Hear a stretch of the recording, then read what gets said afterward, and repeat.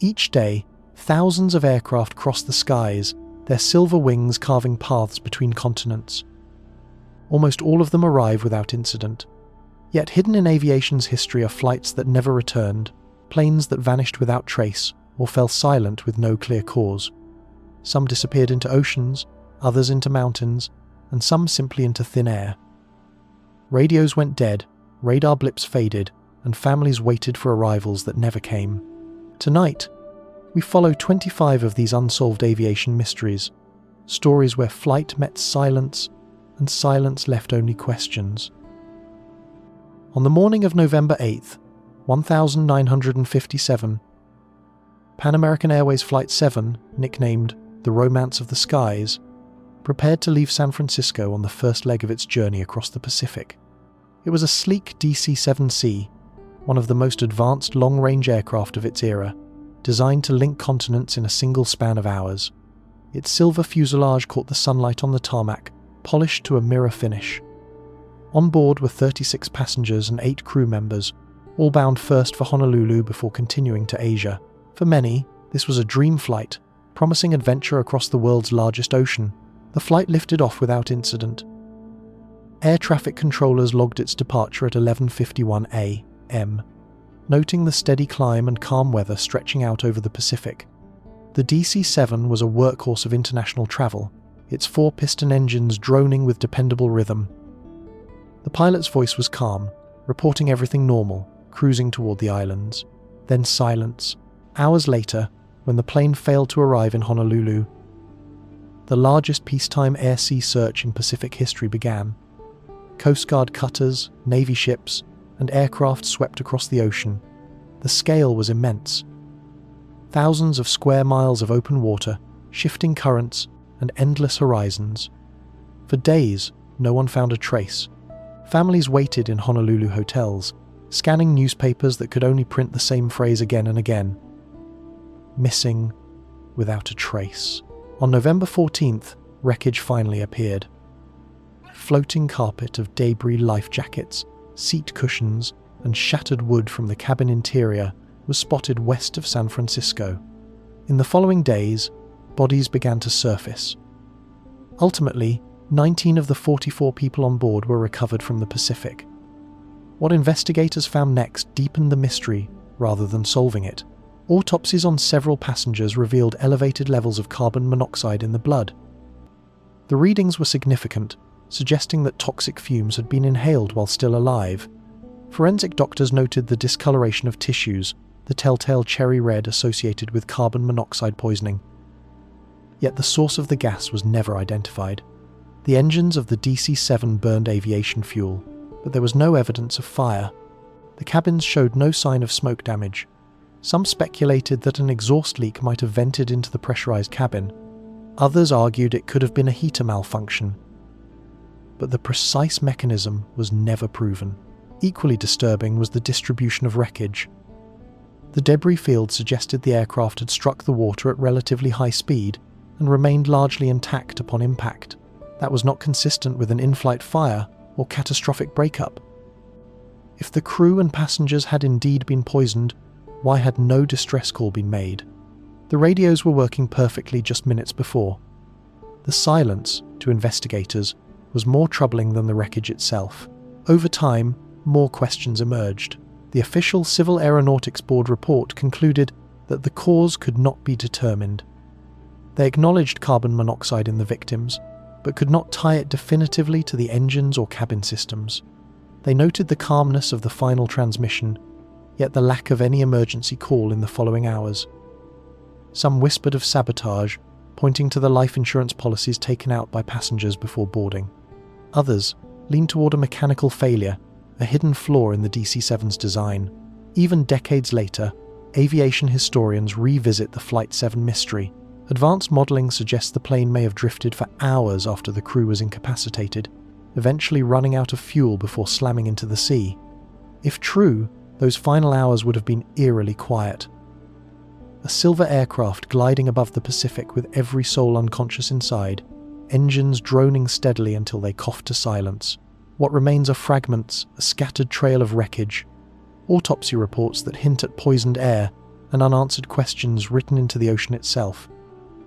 The truth rests somewhere beneath the waves, in a silence the Pacific has never returned. Pan Am Flight 914's impossible reappearance.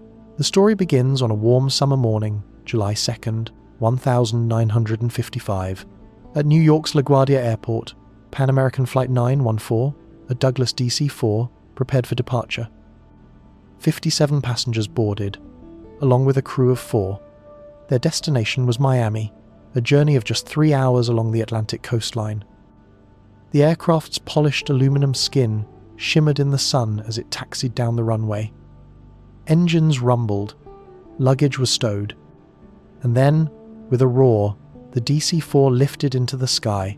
For the first hour, everything was routine. Air traffic controllers tracked the plane as it moved south along the coast. Pilots checked in over radio, their voices steady. But then, abruptly, the radar trace blinked off the screen.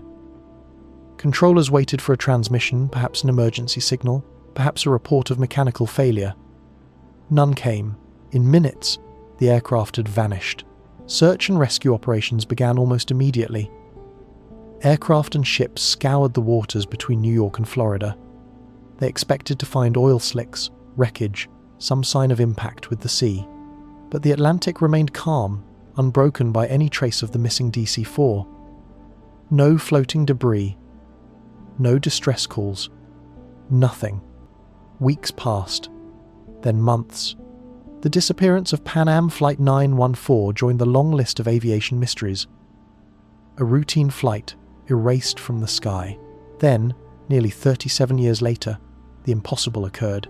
On the morning of March 9th, 1992, air traffic controllers in Caracas, Venezuela, were monitoring their screens. A new radar contact appeared, an inbound aircraft with a transponder code they didn't recognize. At first, it seemed like just another unscheduled approach, but as the plane descended, radio contact was established. The pilot's voice was calm, but the information he gave stunned the tower. He identified himself as Captain Victor Grubbs of Pan Am Flight 914 departed New York, bound for Miami. Controllers exchanged quick, uneasy glances. The details made no sense. Flight 914 had vanished almost 4 decades earlier.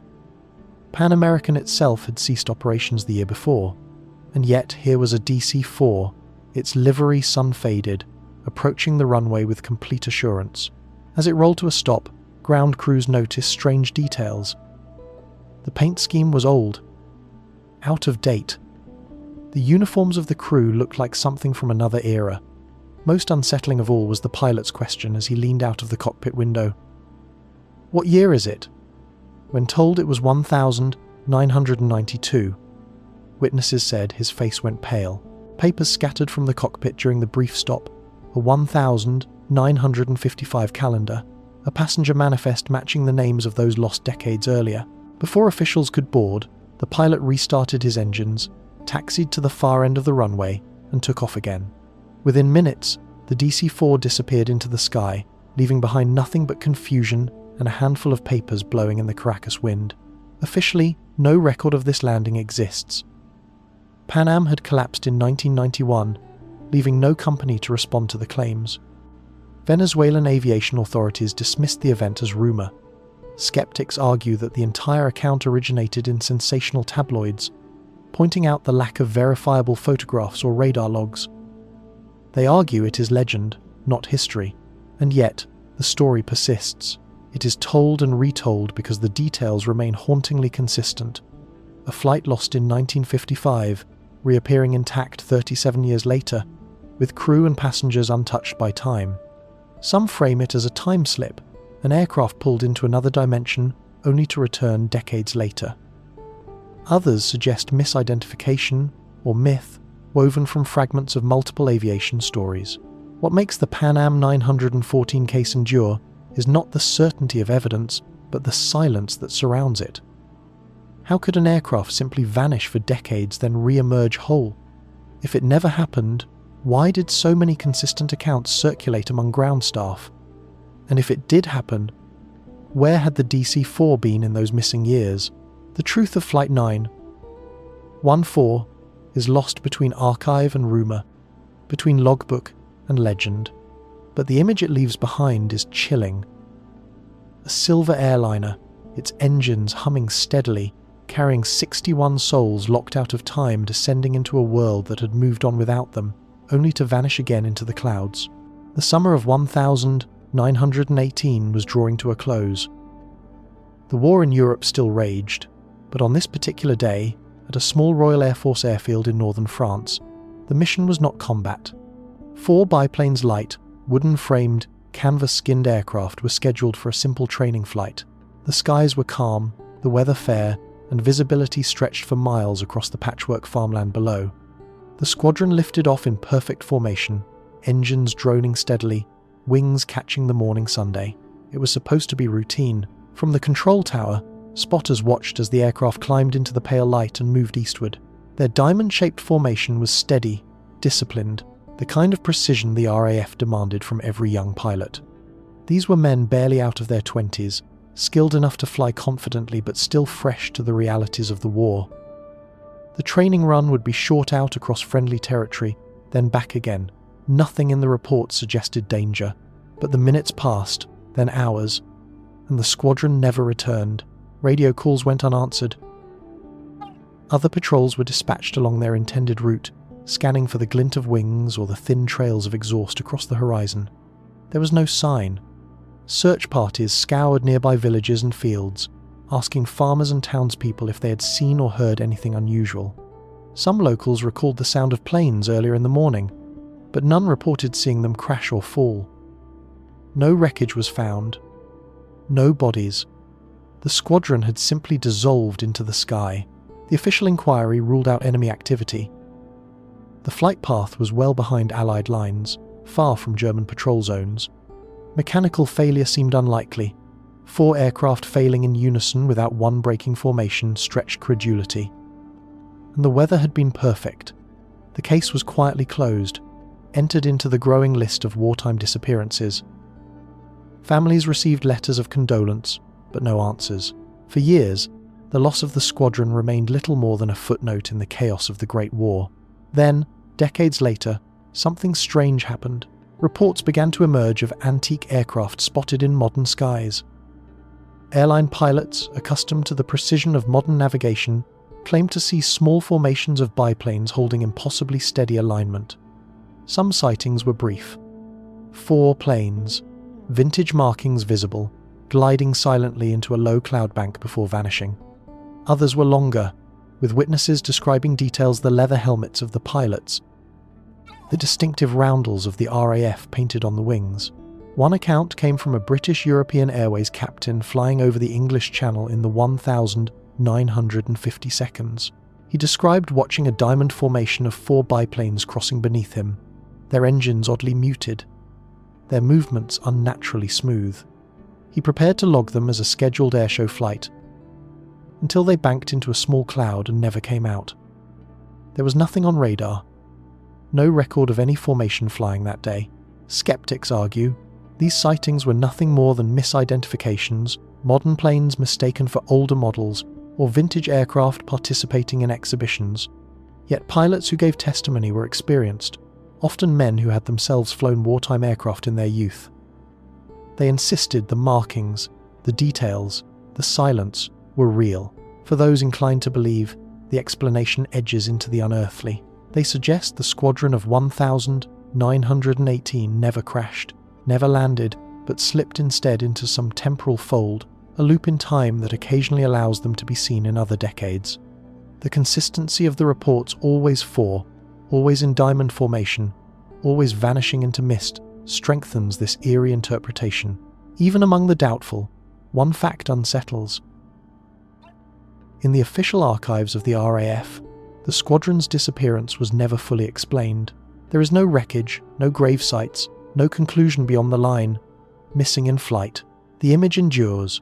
4 young men in open cockpits, flying canvas and wood machines above quiet French fields, lost in an ordinary morning that became extraordinary. Perhaps they lie in forgotten soil, wreckage consumed by earth and time.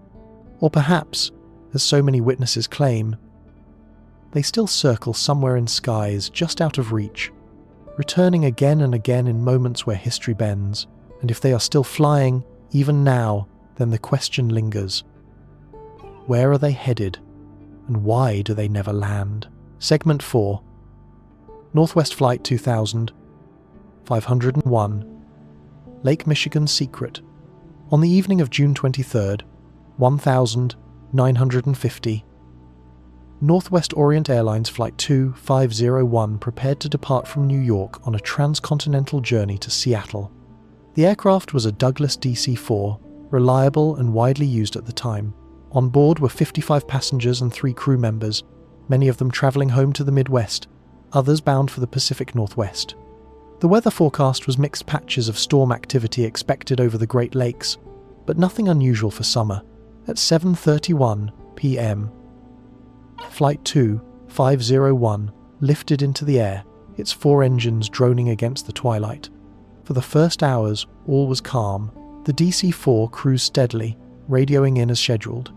But as it approached the shoreline of Lake Michigan near Milwaukee, the captain contacted air traffic control with an unusual request.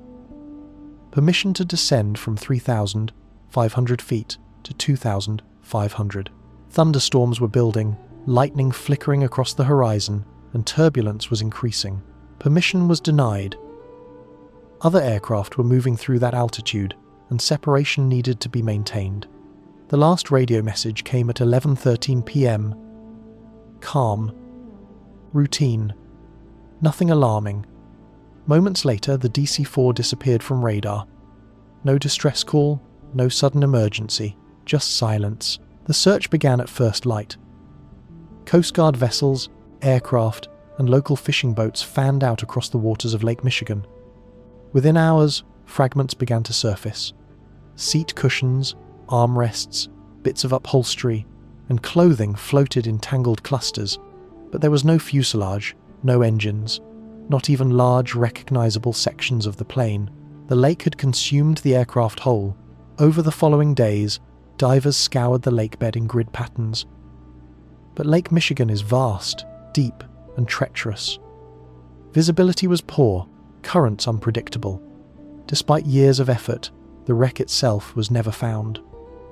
Only small fragments were recovered, scattered over a wide area, suggesting a violent impact. Not a single intact body was retrieved. Families were left with the unbearable weight of uncertainty, mourning without graves. For decades, divers and historians have searched for Flight 2501. In the early 2000s, a team led by the Michigan Shipwreck Research Association used sonar to scan promising locations. At first, they found wreckage deep in the sediment, but when investigated, the remains turned out to belong not to the DC-4, but to older vessels lost to the lake's long history. The aircraft itself still lies hidden. What haunts researchers is the scale of the lake. Its depths reach more than 900 feet. Shifting sands and silt can bury wreckage within years, making discovery almost impossible. Even modern technology has not yet revealed the final resting place of Flight 2501. Theories about what happened remain speculative. Some suggest severe turbulence caused a stall, sending the aircraft spiraling into the water at high speed. Others believe lightning or structural failure may have played a role.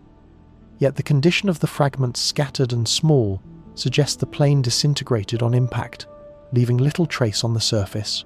Still, mysteries linger. Why did the pilot request the descent? Was he already fighting conditions more severe than reported? And if so, why was no urgency heard in his final call? Local lore around Lake Michigan has only deepened the intrigue. Fishermen tell of sonar echoes in the depths, fleeting shadows beneath their boats. Divers speak of strange currents and sudden temperature drops that confound equipment. Some even link the disappearance to what is called the Michigan Triangle, a stretch of water infamous for missing ships and planes. To this day, the wreck of Northwest Flight 2501 remains unfound. Families of those aboard continue to push for searches, hoping to recover even a fragment of closure. But Lake Michigan holds its secrets tightly. The DC-4 and the 58 people who boarded it that June night are still somewhere beneath its dark waters, silent, unseen, unreachable. On the afternoon of August 2nd, 1947, a British South American Airways aircraft prepared for what should have been a routine flight. The aircraft, an Avro Lancastrian named Stardust, stood ready on the tarmac at Buenos Aires, Argentina. The sky was clear, engines freshly serviced, fuel tanks filled for the journey across the Andes. Its destination, Santiago, Chile. The flight was expected to last just over 4 hours.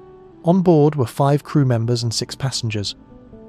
The pilot, Captain Reginald Cook, was a veteran of wartime aviation, a man who had flown through danger many times before. The passengers included businessmen, a diplomat, and a young woman travelling to meet family. To those watching from the terminal, the aircraft's polished body gleamed in the afternoon Sunday. Few could have imagined that they would never see it land. The Stardust lifted smoothly into the sky at 1:46 p.m., its 4 Rolls-Royce Merlin engines humming with steady rhythm. For most of its journey, all seemed well. At 5:41 p.m., as the aircraft approached the towering wall of the Andes, radio operators at Santiago Airport received a transmission. The message was clipped, sent in Morse code, a kind of brief dispatch typical of flights nearing descent. But the final word was anything but typical. Stendek. It was sent not once, but 3 times, each with precision. And then, silence. The Stardust never arrived. Confusion spread quickly.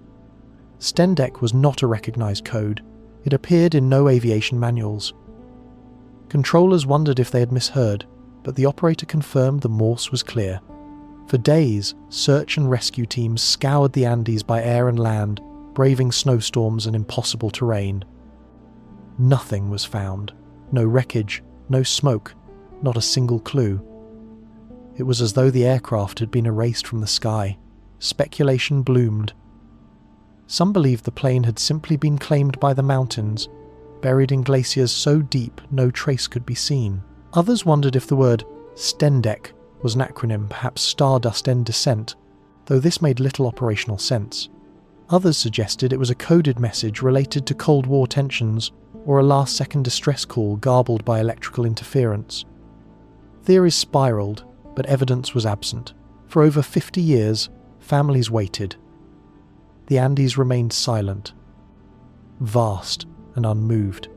Then, in 1998, mountaineers scaling Mount Tupungato stumbled upon something metallic protruding from a glacier. Investigators confirmed it was part of the Stardust. Over time, as the glacier melted, more wreckage surfaced.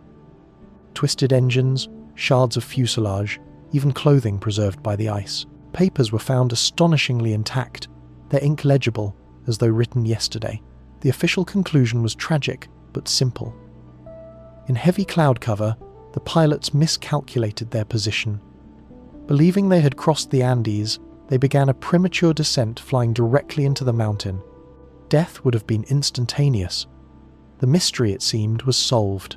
Yet, Stendek remained unresolved. No official explanation could decode it. Some argued it was simply a Morse miskey, the word descent mistyped in haste. Others countered that trained radio operators do not confuse dots and dashes so easily. Paranormal theorists suggested it was a time-slip signal, evidence the aircraft brushed against forces beyond our understanding. The wreckage explained the crash, but not the word. That final transmission lingers, like an echo, a single word, repeated 3 times, then silence forever. Even with wreckage on display in museums today, Stendek remains an enigma half-code, half-ghost. An unsolved riddle carried by the wind above the Andes.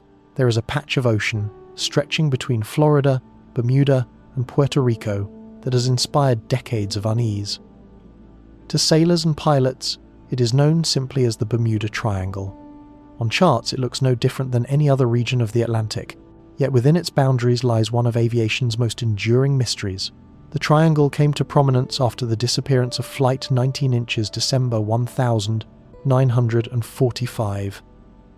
5 US Navy Avengers, flown by experienced pilots on a training mission, vanished without a trace. Their radio transmissions hinted at confusion compasses, malfunctioning, seas that looked strange. Then, silence. A rescue plane sent to find them also disappeared. 27 men lost in a single night. It was this event that cast the first long shadow over the region, but Flight 19 is only one of many. Civilian flights have also been lost here, often in eerily similar ways. In 1948, a Douglas DC-3 carrying 32 people vanished just 50 miles from Miami. The weather was clear. The crew's last transmission reported calm seas and smooth flight. Then, nothing. No distress call, no debris. The ocean returned no trace. In 1949, another passenger plane, an Avro Tudor 4, vanished with 20 aboard. Again, no explanation. Pilots who survived unusual encounters described moments of deep disorientation.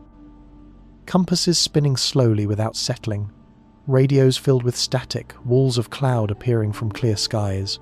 Some accounts tell of aircraft flying into a haze, where time itself seemed altered, minutes lost, watches running fast, or positions that shifted impossibly on return. Scientists have offered explanations. Sudden weather changes in the tropics can be violent, producing downdrafts capable of pulling even large aircraft from the sky. Waterspouts and rogue waves complicate search efforts, scattering wreckage beyond detection. Some point to methane gas eruptions from the seafloor, capable of destabilizing engines and creating sudden lift failures. Still, the complete absence of wreckage in many cases defies easy answers. Aircraft are not small, and yet, time after time, searches yield only empty seas.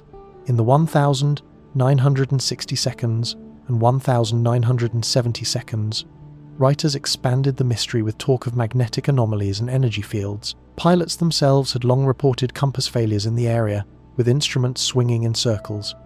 While magnetic variation is well documented here, skeptics argue it is predictable and should not confuse trained aviators, but others point to moments where technology itself seemed overwhelmed, as if something beyond natural forces was at play. More speculative voices go further. They speak of time slips, dimensional rifts, even extraterrestrial intervention. These theories capture the imagination but offer no evidence. What remains undeniable, however, is the pattern. Aircraft vanishing without warning, radios breaking into static, and skies turning from calm to hostile in seconds. Even in the modern era, unease lingers. Commercial jets fly through the Bermuda Triangle daily, tracked by satellite and radar. Nothing unusual appears in the data, and yet, for families who lost loved ones in earlier decades, that absence of proof is not enough. They are left with silence, unanswered questions, and the image of aircraft glinting in the sun one moment, swallowed by nothing the next. The Bermuda Triangle endures not because of what we know, but because of what we do not. Its mysteries live in vanished transmissions, in compasses that refuse to point north, in flights that never returned. For every theory, there remains one haunting truth. Somewhere out there, beneath miles of rolling water, lie the stories of pilots and passengers who vanished into the Atlantic and whose final minutes will never be known. The lost PBM Mariner, on the evening of December 5th, 1945. As the mystery of Flight 19 unfolded over the Atlantic, the United States Navy scrambled a search plane. It was a PBM Mariner, a massive patrol flying boat designed for long-range reconnaissance. Known for its wide wings and powerful engines, the Mariner could fly for hours over open ocean, scanning vast stretches of water for wreckage or survivors. On this mission, it carried a crew of 13 men, all experienced in search and rescue operations. Their orders: find Flight 19, the 5 Avengers that had vanished into silence earlier that afternoon. At 7:27 p.m., the Mariner lifted from Naval Air Station Banana River in Florida, its engines echoing into the night. Radio operators logged its departure. The plan was to fly toward the last known position of the Avengers, combing the waters north of the Bahamas. For those watching from the ground, the sight of the flying boat's lights dwindling into the darkness carried a sense of reassurance. If anyone could find the lost squadron, it was this aircraft and its seasoned crew. But within an hour, the Mariner itself was gone. Witnesses aboard a nearby tanker reported seeing a flash in the distance, an orange fireball blooming against the horizon. Some described it as an explosion in the air, others as a sudden flare that sank quickly into the sea. Radio contact with the mariner ceased at exactly the same moment. Despite immediate search efforts, no wreckage was found. No bodies, not even an oil slick to confirm impact. 13 men had vanished as completely as the 14 they had been sent to rescue. The official Navy report attributed the loss to a mid-air explosion, likely caused by fuel vapors igniting in the mariner's vast tanks. The PBM had a reputation among pilots for being volatile. Its crews half-jokingly referred to it as the flying gas tank. Fires and explosions had destroyed other mariners in the past, lending credibility to the conclusion. Yet the absence of debris unsettled investigators. An aircraft that size, with so much fuel and so many men aboard, should have left traces. For families waiting at home, the double disappearance was devastating. In a single day, the Navy had lost 27 men, the 14 of Flight 19 and the 13 aboard the Mariner. The scale of the loss deepened the sense of something extraordinary at work. Was it simply tragic coincidence, an accident piled upon accident? Or was there something about the skies over the Atlantic that night that defied explanation? The Mariner's fate remains a haunting companion to the story of Flight 19. The two events are inseparable, threads woven into the legend of the Bermuda Triangle. Skeptics point to flammable fuel, stormy weather, and navigational errors. Believers see patterns too neat to ignore: a squadron erased from the sky, followed by their rescuers meeting the same end. What is certain is the silence. 2 flights, 27 men, vanishing within hours of each other, leaving behind nothing but radio fragments, eyewitness accounts of a distant fire, and an ocean that never returned them. For the families, closure never came. For the world, the Mariner became another entry in the long ledger of aircraft that disappeared not into enemy hands, but into mystery. Flying Tiger Line, Flight 739. It was the height of the Cold War, March 16th, 1962.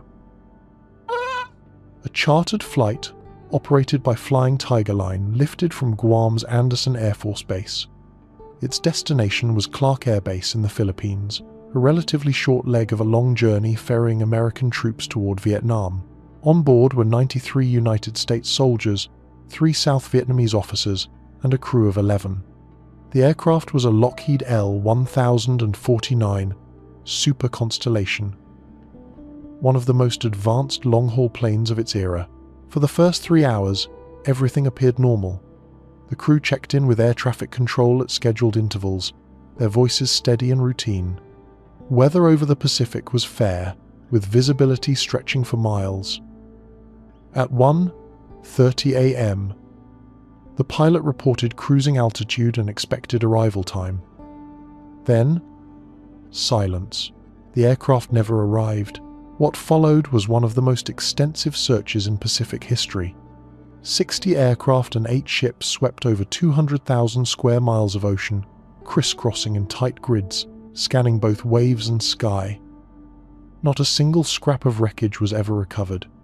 No oil slick, no life rafts, no signal beacons. 96 men and women had vanished into the largest ocean on Earth without a trace. Witness testimony added layers of unease. An oil tanker operating in the area reported seeing a bright flash high in the night sky, followed by 2 points of fire descending into the sea. The sighting was logged within the time frame and location of the missing constellation. Investigators considered the possibility of mid-air explosion, but if so, why was no wreckage found? Theories proliferated. Some suggested sabotage, pointing to the sensitive cargo of soldiers and officers bound for Southeast Asia at the dawn of US involvement in Vietnam. Others raised the possibility of mechanical failure, though the constellation had been meticulously maintained. Speculation even touched on clandestine operations, with whispers that the aircraft had been diverted, its passengers taken elsewhere. None of these theories were proven. What makes Flight 739 so haunting is the complete erasure. Even in the most violent accidents, the sea yields something: fragments of fuselage, fuel slicks, a floating shoe or cushion, but the Pacific gave back nothing. Families of the 96 lost were left with only telegrams of condolence and decades of unanswered questions. In 2020, nearly 60 years after the disappearance, a memorial was finally dedicated in Columbia Falls, Maine, honoring the names of all aboard. At the ceremony, family members spoke of closure, but also of frustration. For them, the lack of wreckage or explanation still felt like an open wound. The disappearance of Flight 739 remains one of aviation's great unsolved mysteries. Its scale, nearly 100 lives, a modern aircraft, good weather, and yet total absence keeps it alive in the collective memory. It is a story that illustrates both the immensity of the Pacific and the fragility of human flight. Even today, when jets cross the Pacific on satellite-tracked routes, one can look out into the night sky and imagine the super constellation of Flight 739 cruising steadily before blinking out of existence, leaving only darkness and the echo of a flash reported by a lone tanker crew. The vanishing DC-4 inches the Andes.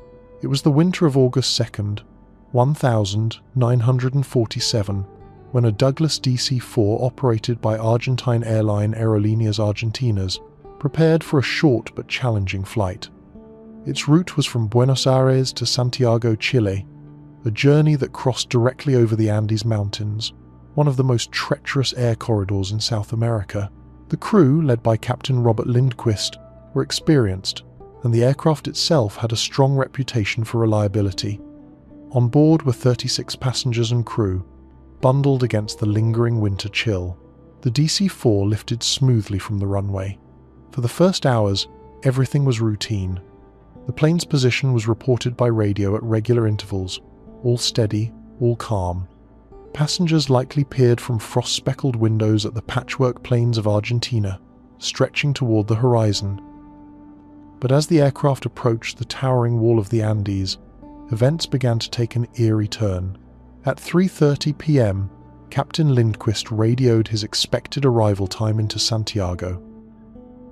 Minutes later, the DC-4 simply ceased to exist. No distress call, no reports of turbulence or failing instruments. Just silence. Search teams mobilized quickly, knowing the Andes were unforgiving.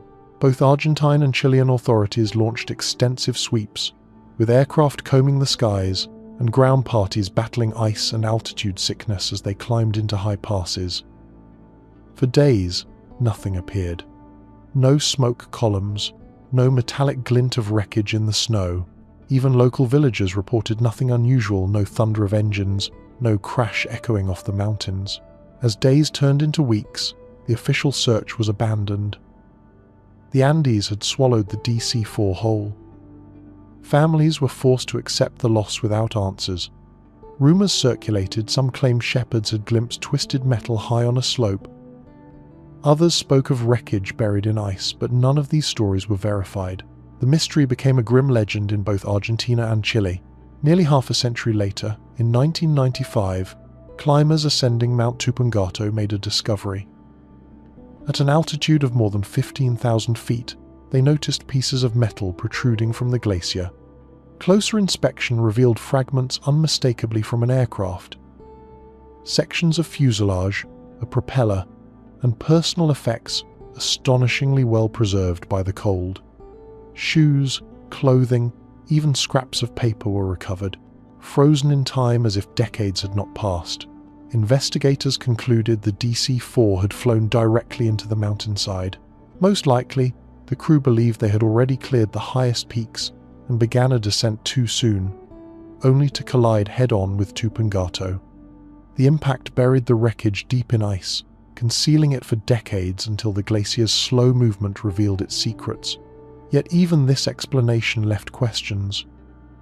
Why had there been no distress call? Why had searchers in 1947, flying almost directly over the site, failed to see wreckage? And why did some fragments seem to emerge only much later, as if the mountain itself had chosen when to release them? To locals, the Andes are alive, capable of keeping secrets, and in the story of the vanished DC-4, The mountains did exactly that, holding an aircraft and its passengers in frozen silence for nearly 50 years. The ghost blimp of San Francisco. The year was 1942, and the United States was deep in the Second World War. On the morning of August 16th, a Navy blimp designated L-8 prepared for a routine anti-submarine patrol off the coast of California. The mission was unremarkable. Lift off from Treasure Island in San Francisco Bay, patrol for Japanese submarines along the Pacific coastline, then return to base. A simple flight, scheduled to last just a few hours. Aboard the blimp were two experienced crewmen, Lieutenant Ernest Dewitt Cody and Ensign Charles Adams. Both were trusted officers, skilled in lighter-than-air navigation. The blimp itself was in perfect condition, fully fueled, with radios functioning properly. Weather was clear. There was nothing to suggest the flight would end in mystery. The L-8 departed at 6:03 a.m. and climbed steadily into the sky. At first, everything proceeded as planned. The blimp made several routine radio checks, reporting no unusual sightings. Around 7:30 a.m., a transmission confirmed it was investigating what might have been an oil slick near the Golden Gate. Hours later, the blimp was spotted drifting inland, far from its intended patrol route.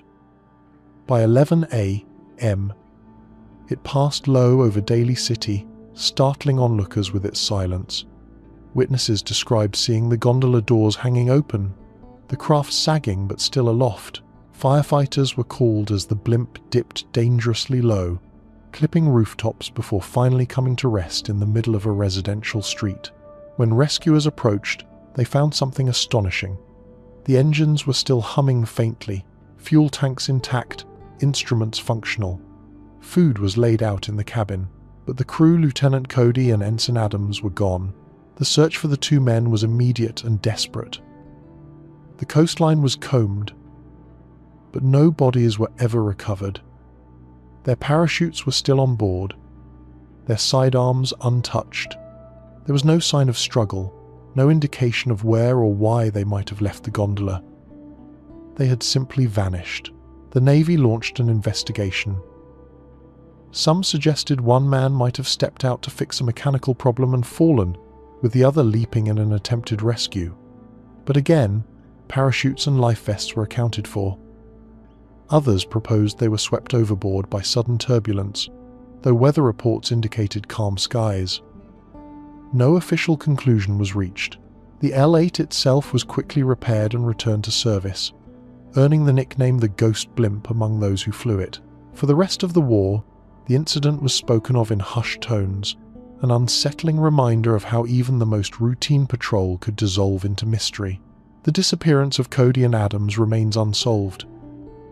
To this day, their names are etched into naval records, marked as lost at sea without trace.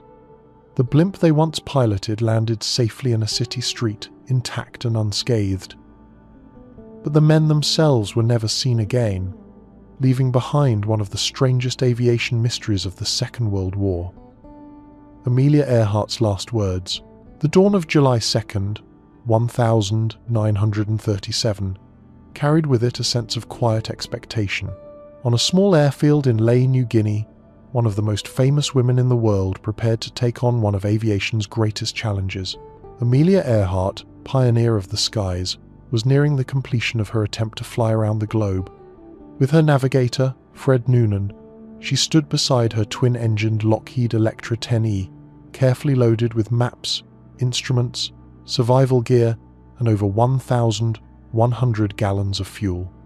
The plane itself seemed to shimmer in the tropical sunlight, its polished aluminum reflecting the gathering crowd of onlookers. The leg ahead was the most difficult of the journey. Nearly 2,600 miles across the open Pacific to a dot on the map called Howland Island. Barely 2 miles long and half a mile wide, Howland was nothing more than a strip of coral and scrub in the middle of an endless sea.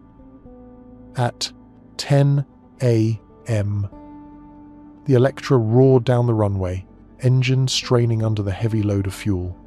The takeoff was difficult, The plane lumbered slowly before climbing into the humid sky, but eventually it leveled out, setting course eastward. For several hours, progress was steady. Radio operators on the ground recorded brief updates. Altitude, speed, estimated arrival time. Everything seemed under control, but as the day wore on, conditions deteriorated. Clouds gathered across the Pacific, hiding the stars and sun that Noonan relied on for celestial navigation. In the cockpit, Earhart's focus narrowed. The endless ocean below offered no reference points, and the more miles they flew, the greater the margin for error became. By dawn at Howland, the Coast Guard cutter Itasca was ready to receive her. Radio antennas were trained toward the horizon, listening for the hum of approaching engines. But what they received instead chilled them. At 7:42 A, Earhart's voice came through the static.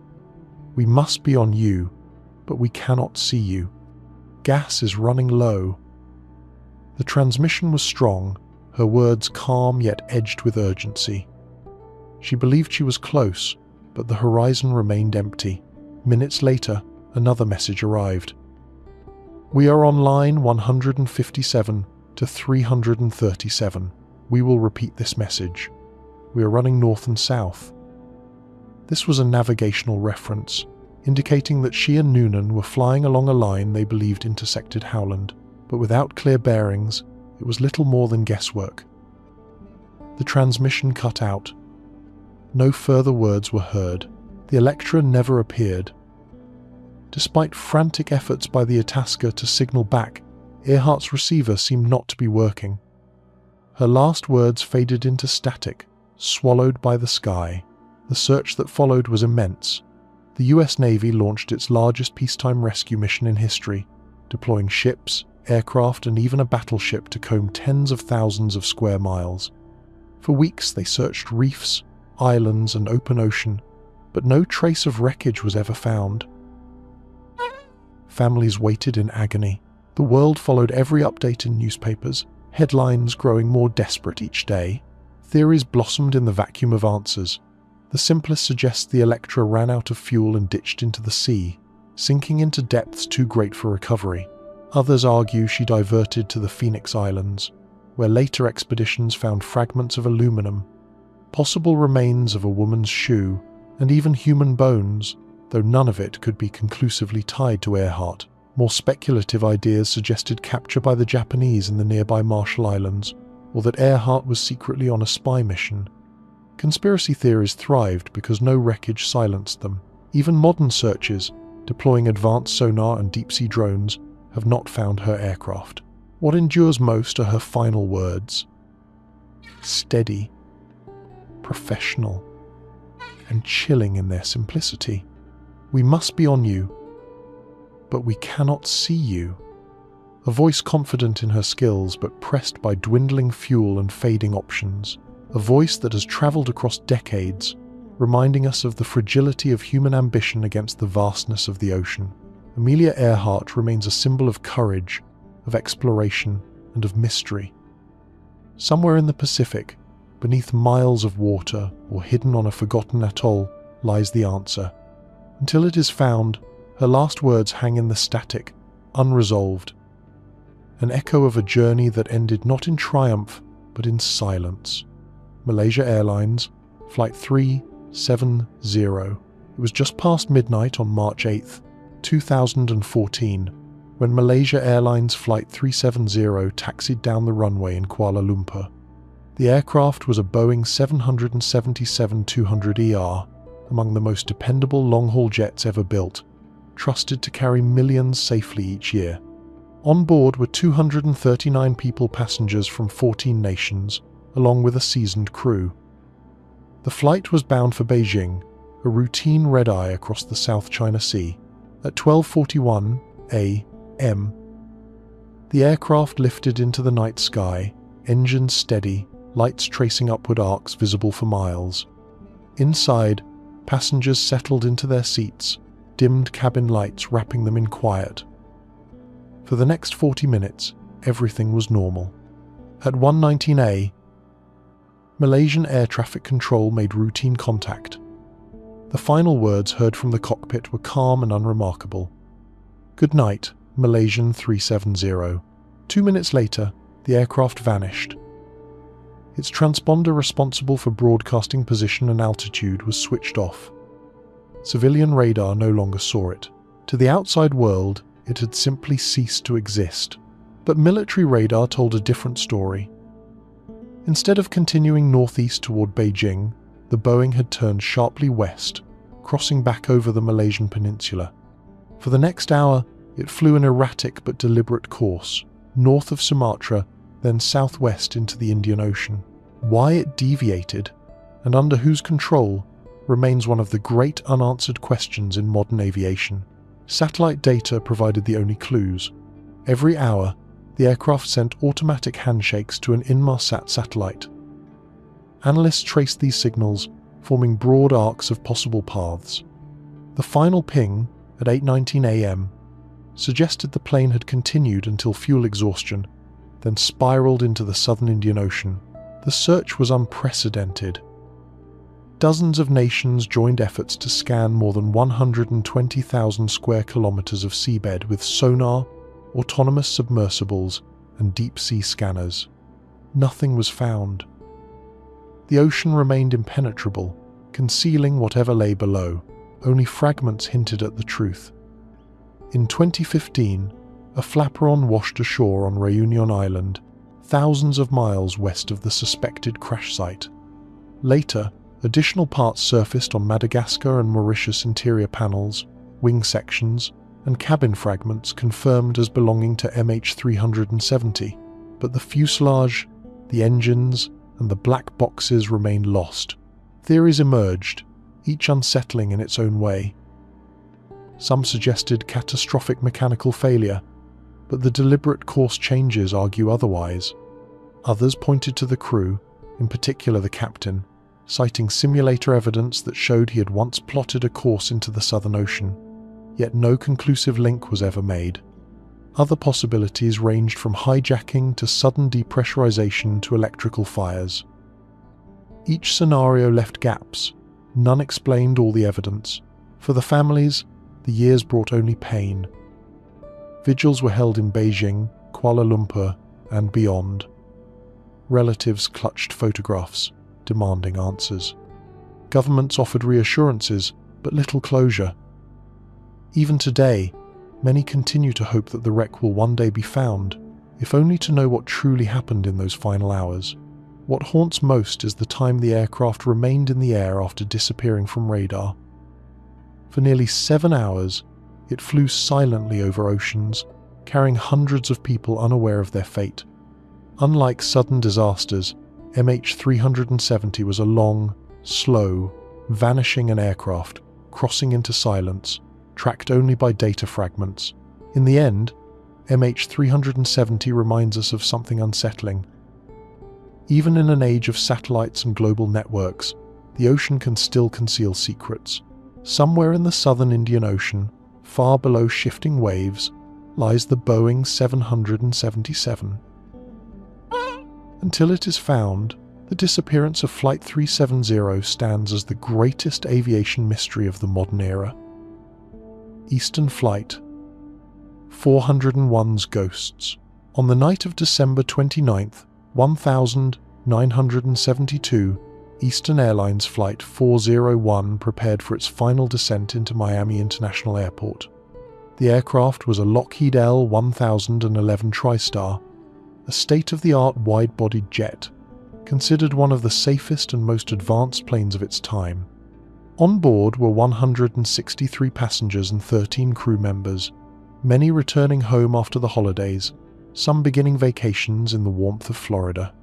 The crew that night included Captain Robert Loft, First Officer Albert Stockstill, and Flight Engineer Donald Repo, seasoned professionals with thousands of flight hours among them. At 11:32 p.m., the approach to Miami seemed routine, but in the cockpit, a small detail drew everyone's attention. The green indicator light confirming that the nose landing gear was locked down had failed to illuminate.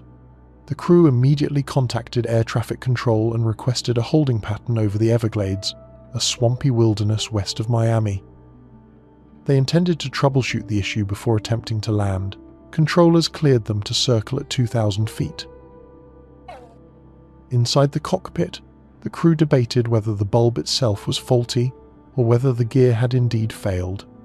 Loft ordered the plane into autopilot, and for the next few minutes the three men focused on the stubborn light, trying to twist it free from the panel for inspection. Unnoticed, the autopilot was accidentally disengaged. Slowly, almost imperceptibly, the massive TriStar began to lose altitude. Passengers, already buckled in, would not have felt the gradual sink as the plane slipped lower and lower. At 11:42 p.m., less than 10 minutes after entering the holding pattern, Flight 401 slammed into the swamp at nearly 227 miles per hour. The impact shattered the fuselage, scattering debris across a mile-long stretch of water and sawgrass. Fires burned in the wreckage, casting an orange glow over the night. Rescue crews rushed into the swamp, guided only by faint flames. Despite the devastation, 75 people survived, though badly injured. The rest, 101 passengers and crew, died instantly. The crash was later attributed to crew resource mismanagement. The focus on a minor bulb distracted the pilots from their most critical duty, monitoring altitude. The tragedy reshaped aviation safety, leading to new protocols in cockpit management. But what makes Flight 401 unique is what came after.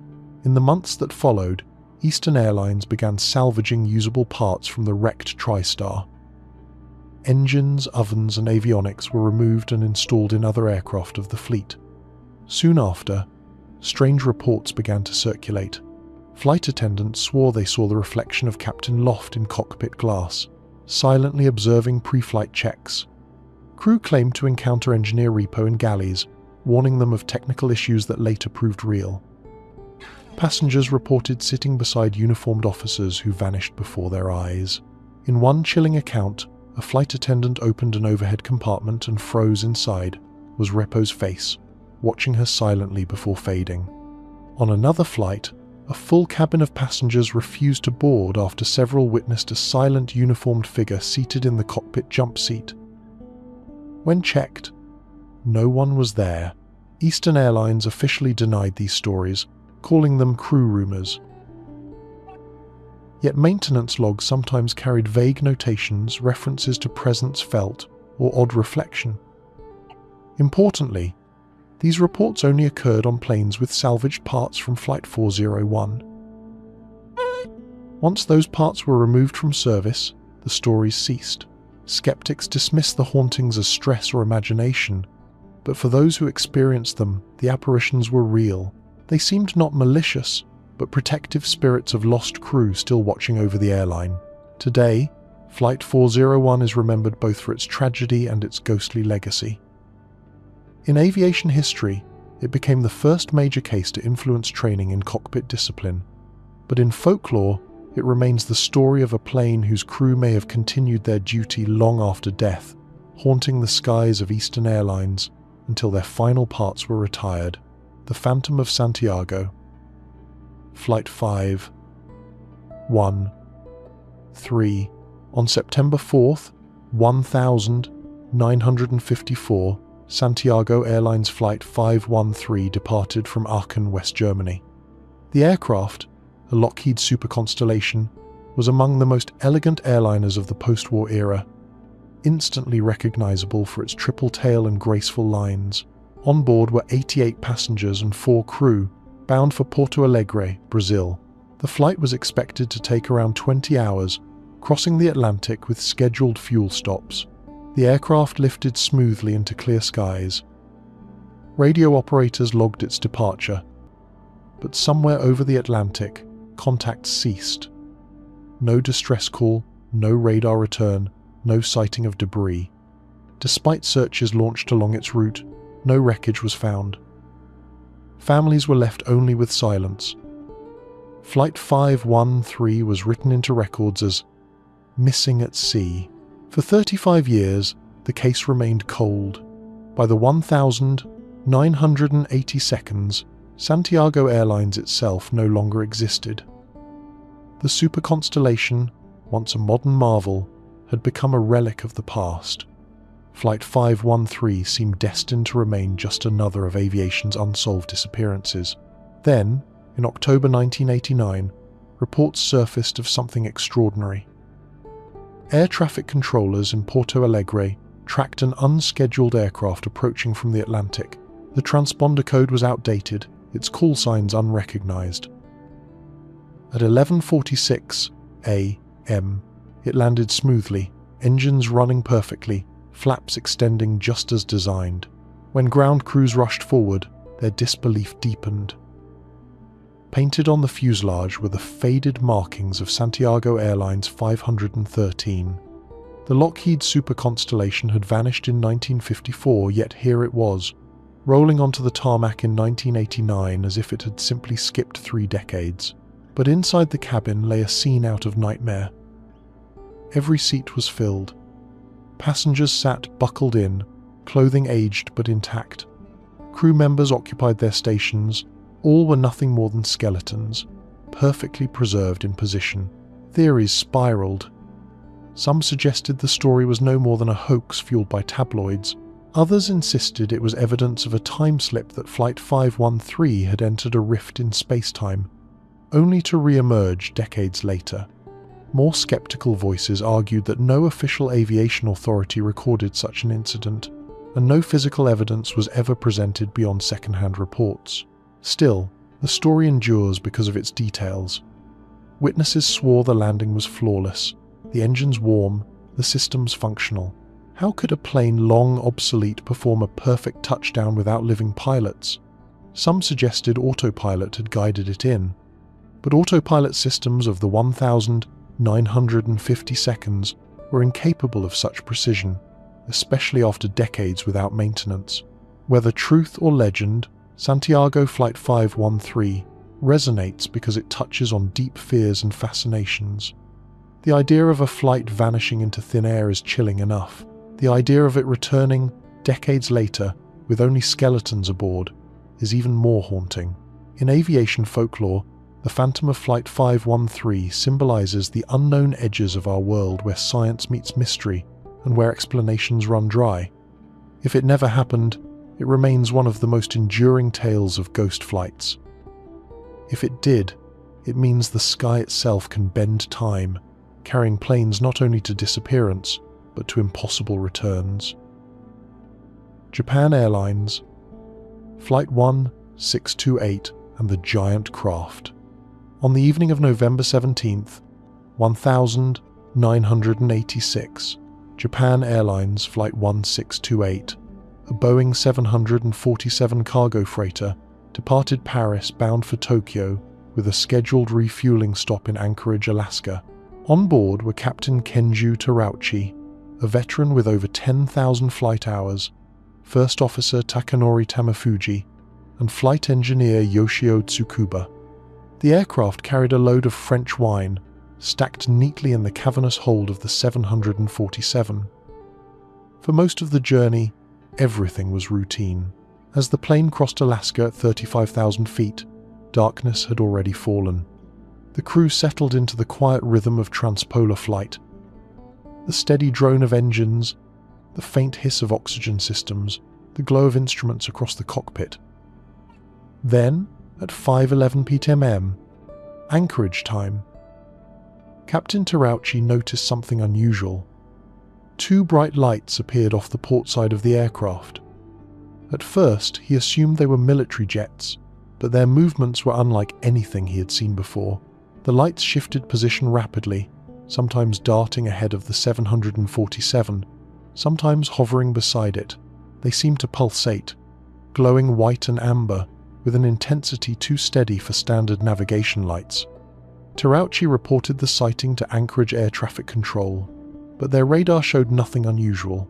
For several minutes, the lights danced around the plane before merging into what the crew described as a single, immense object. Terauchi later claimed the craft was twice the size of an aircraft carrier. It appeared to have a metallic structure, though its precise form was difficult to make out in the darkness. What struck the crew most was its scale, vast, silent, and moving effortlessly alongside their jet. The object maintained station with them for over 30 minutes, despite the 747 cruising at over 500 miles per hour. Anchorage controllers scrambled to confirm the report.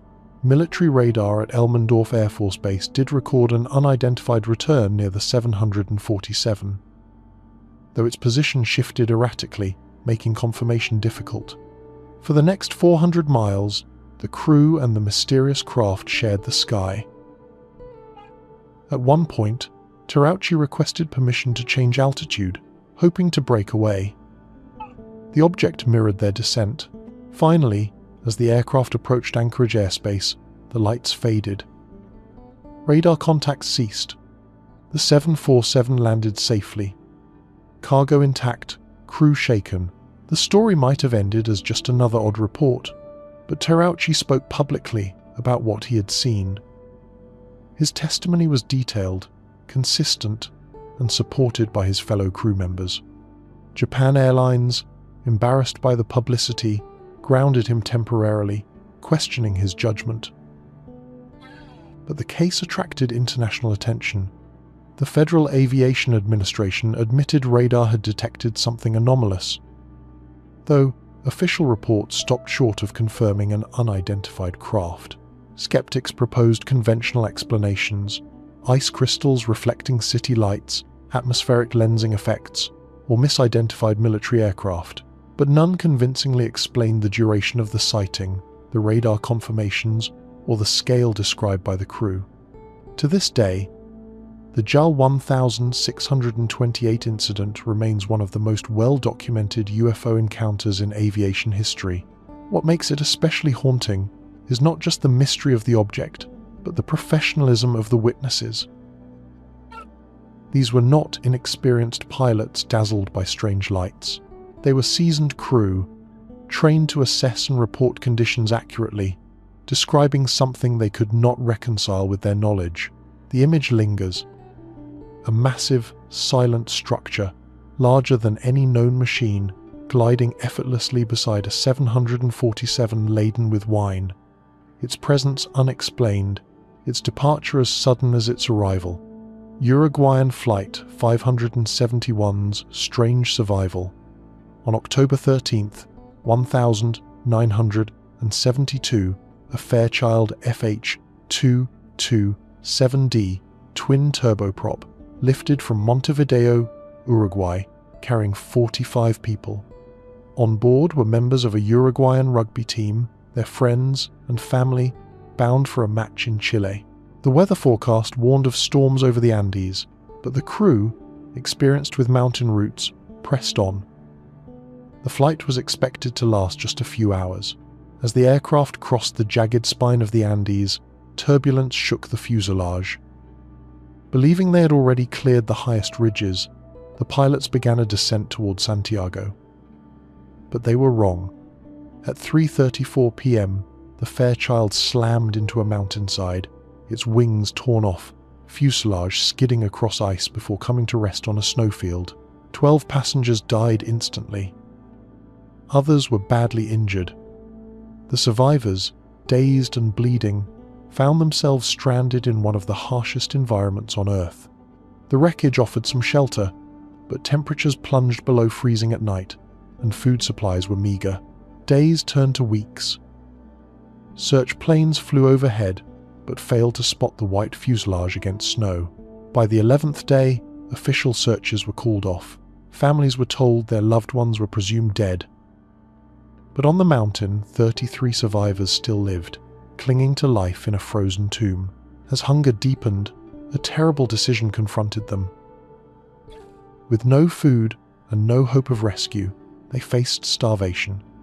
Eventually, they resorted to cannibalism, consuming the flesh of those who had perished. It was a choice that horrified the world when later revealed, but for the survivors, it was the only path to endurance. Weeks stretched into months, avalanches claimed more lives, yet a core group refused to surrender. With little more than scraps of clothing and sheer willpower, they hiked for 10 days through snow and rock, until, exhausted, they encountered a Chilean shepherd. Their ordeal was over. Rescue helicopters soon reached the crash site. Of the 45 who had boarded Flight 57116, emerged alive, skeletal and frostbitten, but living. Their story shocked the world. Newspapers focused on the cannibalism, but survivors emphasized something else. The strange dreams, the vivid hallucinations, the sense that time itself blurred during their ordeal. Some later described feeling watched, as if unseen presences moved among them. Others reported hearing voices urging them to continue, moments when despair gave way suddenly to strength. Psychologists suggested stress, hypoxia, and trauma. But among the survivors, the experiences felt real. To them, survival had required not only endurance of the body, but an encounter with something beyond explanation. Flight 571 is remembered as a story of impossible resilience, of human beings pushed to the edge of existence and refusing to let go. Yet beneath the survival narrative lies another layer, a mystery of perception, of time and memory warped by suffering, leaving even the survivors uncertain of what they had truly experienced on the mountain. The wreckage of the Fairchild still lies in the Andes, preserved by snow. Each year, climbers pass its remains, a reminder of lives lost, lives saved, and a mystery of survival that continues to haunt. The Globemaster over Alaska. In the pre-dawn hours of November 22nd, 1952, the heavy drone of 4-piston engines echoed across the tarmac at McCord Air Force Base in Washington state. The source was a Douglas C-124 Globemaster II, the largest transport aircraft in the US. Air Force at the time, often nicknamed the Old Shaky. With its cavernous fuselage, clamshell nose doors, and ability to carry tanks, trucks, or more than 200 soldiers, the C-124 was a workhorse of early Cold War logistics. On this mission, the Globemaster was bound for Elmendorf Air Force Base in Anchorage, Alaska. Aboard were 52 souls, a mix of crew and military passengers, many of them young servicemen being transferred north. Their cargo, though never fully disclosed, was believed to include standard supplies for Arctic bases. Rumors later whispered of more sensitive material, perhaps even components tied to nuclear projects.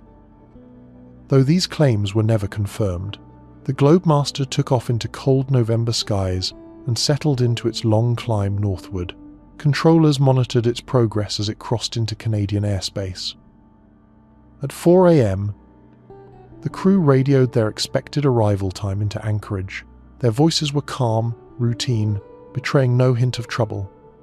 But only minutes later, the aircraft was gone. No distress call, no sudden radar blip, no emergency beacon. The Globemaster simply disappeared. The Air Force immediately launched what became the largest search operation in Alaska's history. For weeks, dozens of aircraft crisscrossed potential routes. Ground teams pushed into remote valleys and glacier fields, often fighting waist-deep snow and brutal winds. The scope was immense. More than 8,000 square miles of wilderness scanned, yet no wreckage was found. Families of those aboard clung desperately to the idea of a forced landing. Could the massive aircraft have come down in a remote valley, its passengers surviving in the fuselage while waiting for rescue? But Alaska's wilderness is unforgiving. Freezing temperatures, lack of shelter, and limited supplies made survival beyond a few days unlikely. As weeks passed with no contact, hope dimmed.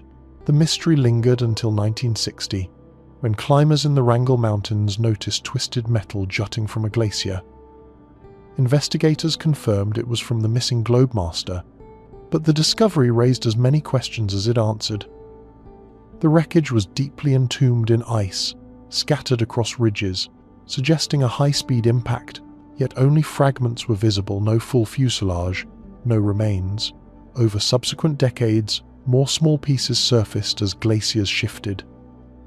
Sections of wiring, part of a landing gear, a wheel hub, but the bulk of the Globemaster remains locked within the ice, inching downward year by year. the mountain reveals it only in fragments, as though rationing out the evidence of that night. Speculation continues. Some believe the crew miscalculated position in bad weather, colliding with the mountains before they realized their error. Others whisper of sabotage, of classified cargo that ensured secrecy surrounded the crash. For the families of the 52 lost, closure never truly came. Their loved ones remain buried in glacial tombs, unrecovered, their names etched into memorials rather than graves. Each thaw, each climber's report of fresh metal emerging from ice, rekindles a small flame of hope, but the truth lies too deep for recovery. The Globemaster of 1952 is more than a missing aircraft. It is a reminder of Alaska's scale, of nature's ability to hide even the largest machines, and it leaves behind a haunting thought. Somewhere beneath shifting ice, a giant still lies intact, frozen in silence, carrying secrets that may never be revealed. The Silence of Helios, 522. On August 14, 2005, the morning sun lit the runways of Larnaca International Airport in Cyprus, where Helios Airways Flight 522 was preparing for takeoff.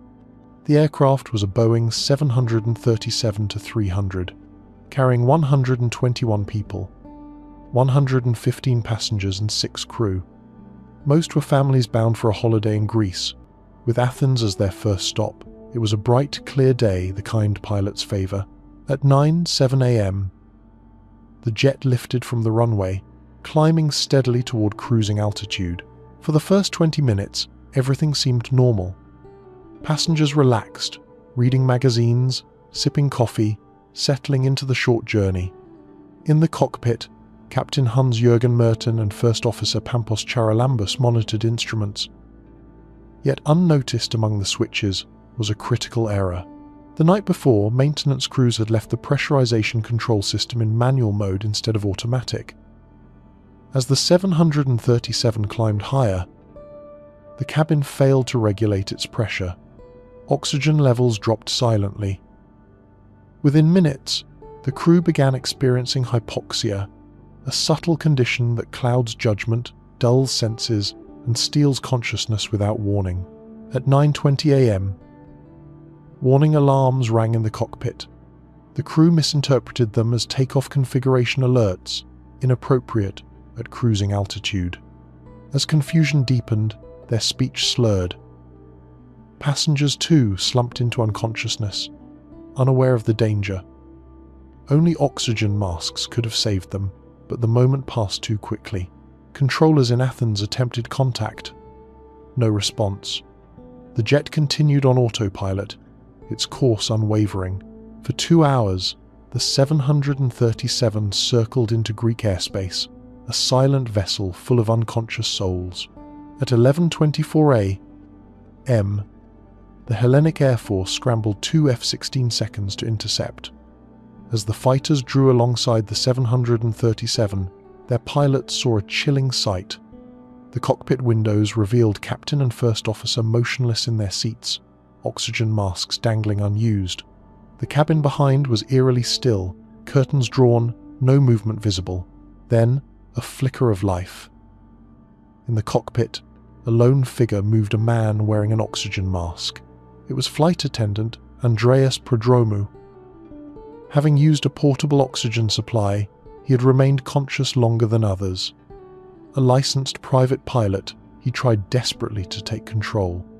Fighter pilots reported seeing him wave at them, then collapse back into the seat, fighting exhaustion. By 12:03 p.m., the 737's fuel ran out. Engines sputtered, then failed. The aircraft began a slow spiral descent. At 12:04 p.m., it struck the hills near Grammatiko, Greece, in a fireball visible for miles. All 121 aboard were killed.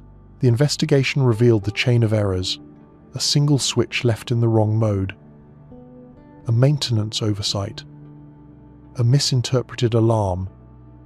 Each step small, but together catastrophic. Yet what makes Helios 522 haunting is not just the crash, but the hours before it. For nearly 3 hours, a fully loaded passenger jet flew on autopilot across Europe, silent, unreachable, carrying unconscious passengers to their fate. The sight of a ghost plane drifting in daylight, escorted by fighters powerless to intervene, remains one of the most chilling episodes in aviation history. Safety protocols were changed worldwide after the disaster. Crews now receive more rigorous training to recognize hypoxia and pressurization failures. Yet for many, the tragedy lingers as a reminder. Even the most advanced machines are vulnerable to the smallest of human errors. Helios 522 is remembered not only for the lives lost, but for its eerie stillness.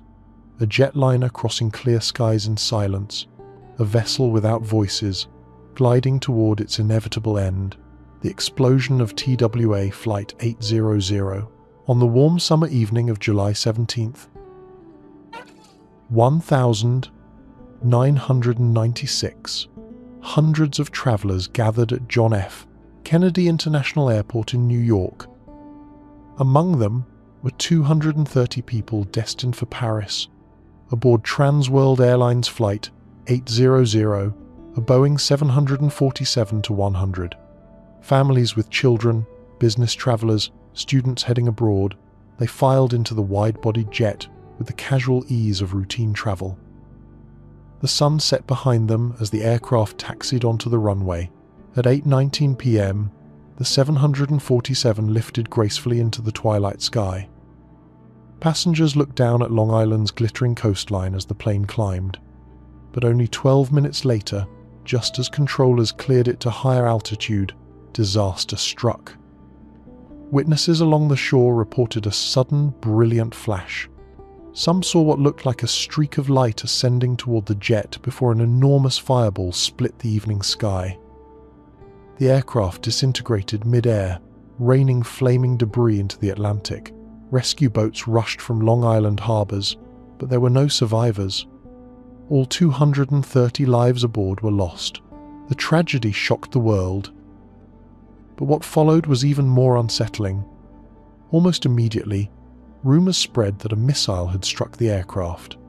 Dozens of witnesses claimed to have seen a streak, like a projectile, rising from the horizon toward the jet. The U.S. Navy happened to be conducting training exercises in the area that night, fueling suspicion. The National Transportation Safety Board, NTSB, launched one of the most complex investigations in aviation history. Over the next 4 years, divers and recovery crews painstakingly raised thousands of pieces of wreckage from the ocean floor. The shattered 747 was reconstructed inside a hangar, its torn fuselage like the skeleton of some fallen giant. Investigators examined every rivet, every seam. After exhaustive analysis, the NTSB concluded that the cause was not a missile, but a fuel tank explosion.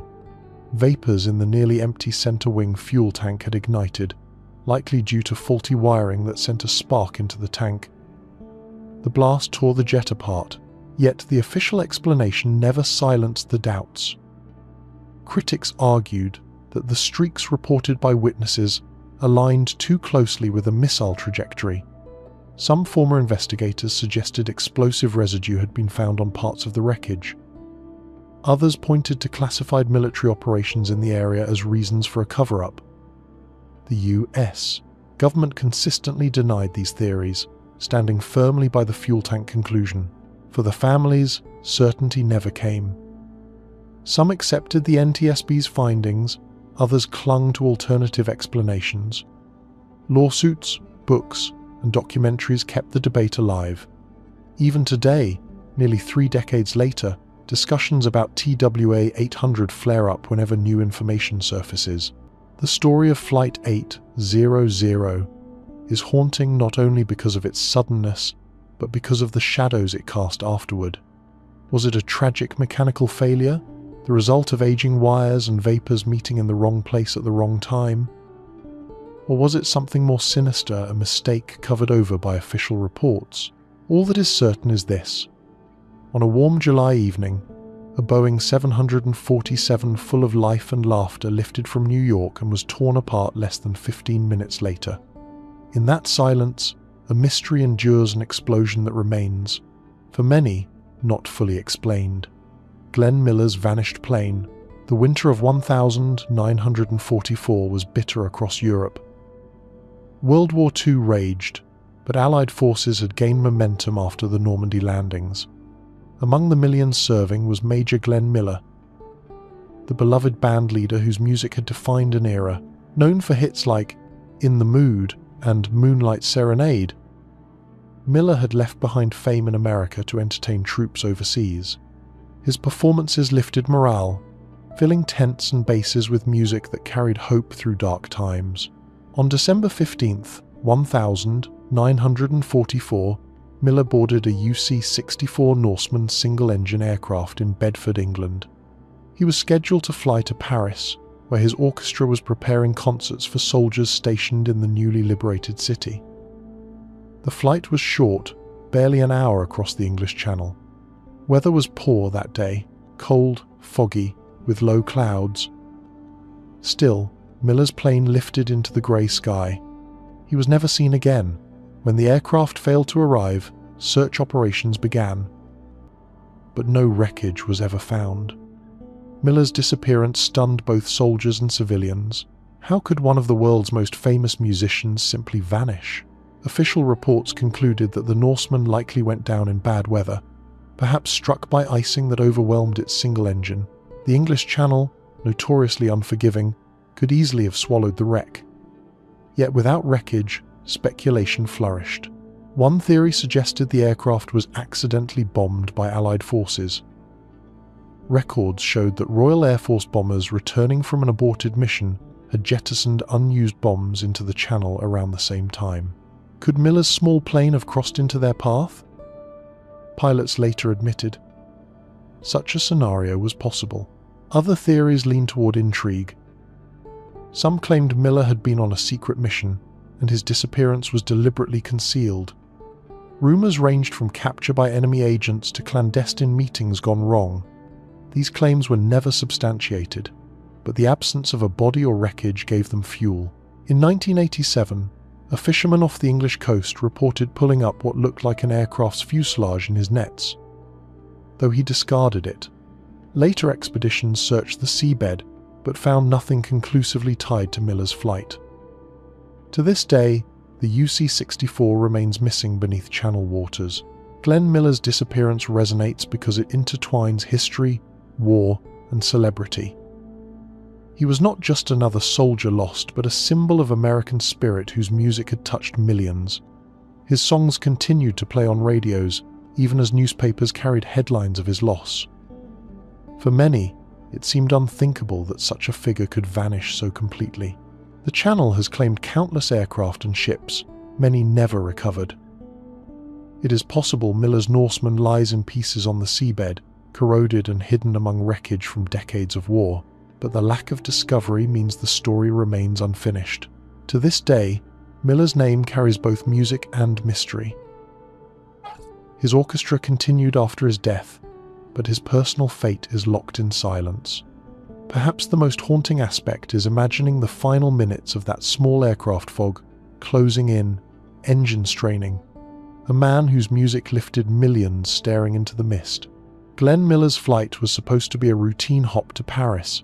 Instead, it became one of aviation's enduring mysteries. A single-engine plane vanishing into war-torn skies, carrying with it not just a man, but the unanswered question of what truly happened above the Channel that day, stardust over the Andes. On August 2nd, 1947, the airstrip at Buenos Aires bustled as passengers boarded a British South American Airways Avro Lancastrian known as Stardust. The plane, sleek and silver, was a converted wartime bomber, redesigned for civilian use. On board were 6 crew and 11 passengers, a mix of business executives, government officials, and a young woman traveling to see her fiancé in Chile. In the years after World War II, air travel carried with it a sense of both progress and fragility. These were aircraft that had only recently exchanged bombs for luggage, still relying heavily on celestial navigation and Morse code transmissions. The route across the Andes Mountains was well-traveled but perilous. Pilots had to contend with sudden storms, thin air, and jagged peaks rising above 22,000 feet. For most of its flight, Stardust reported routinely. At 1:46 p.m., Santiago's control tower received a message estimating arrival in 4 minutes. Then came a final, startling transmission. Stendek. The word was repeated 3 times, crisp and deliberate. Controllers, confused, asked the crew to clarify. No reply ever came. Minutes later, Stardust failed to arrive. Search parties fanned out across the Andes, but storms swept the region. Days turned into weeks with no sign of the aircraft.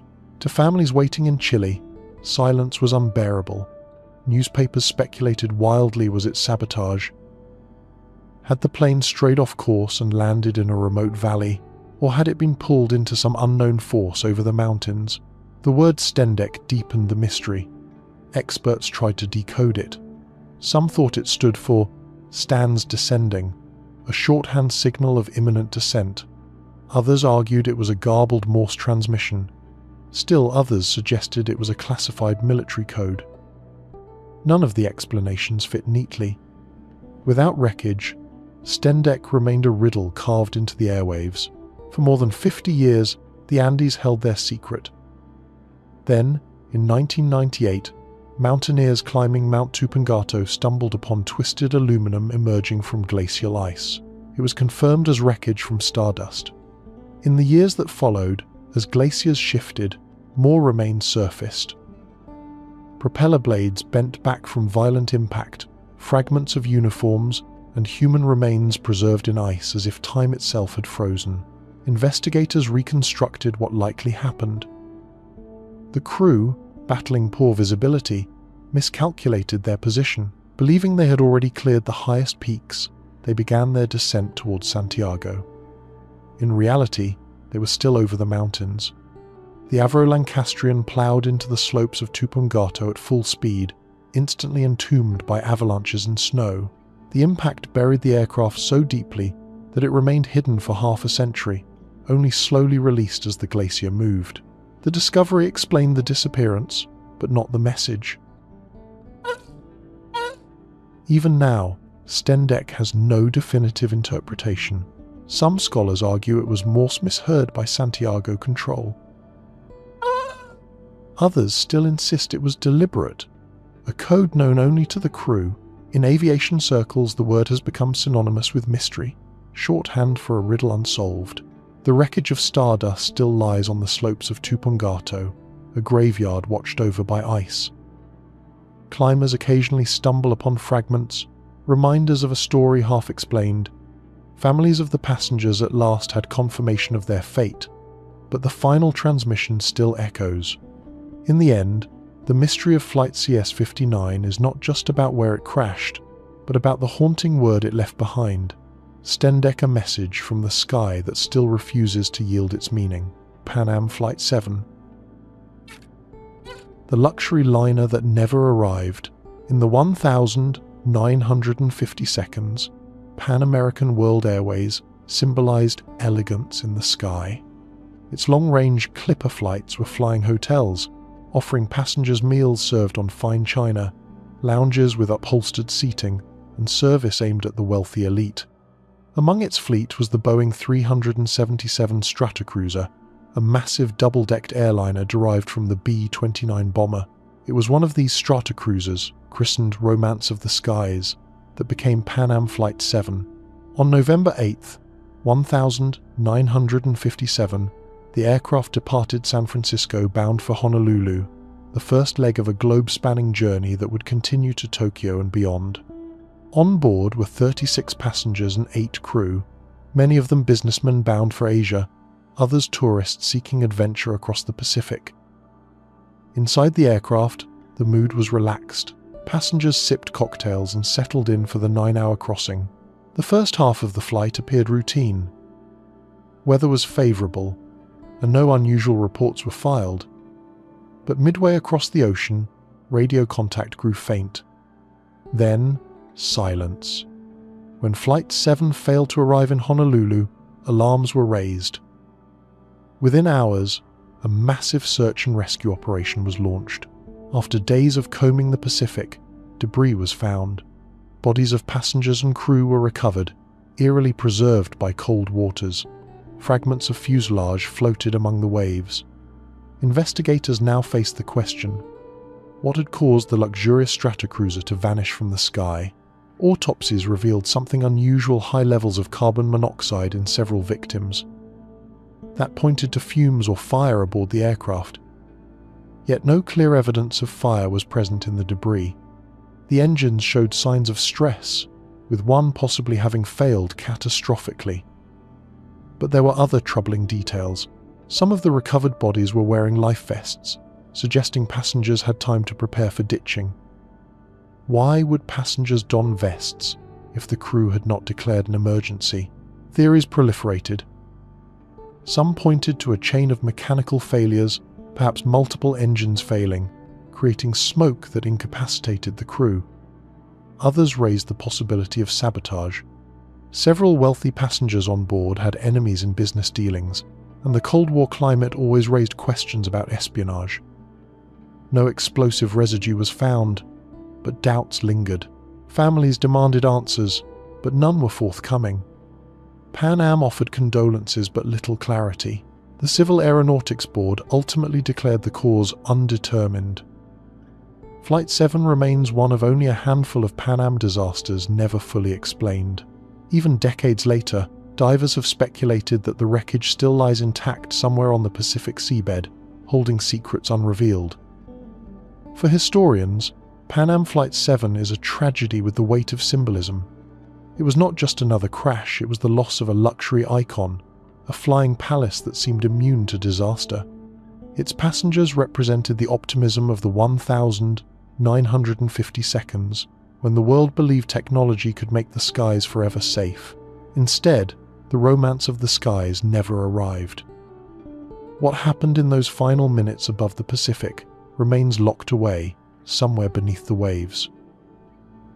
Flying Tiger Line, Flight 739.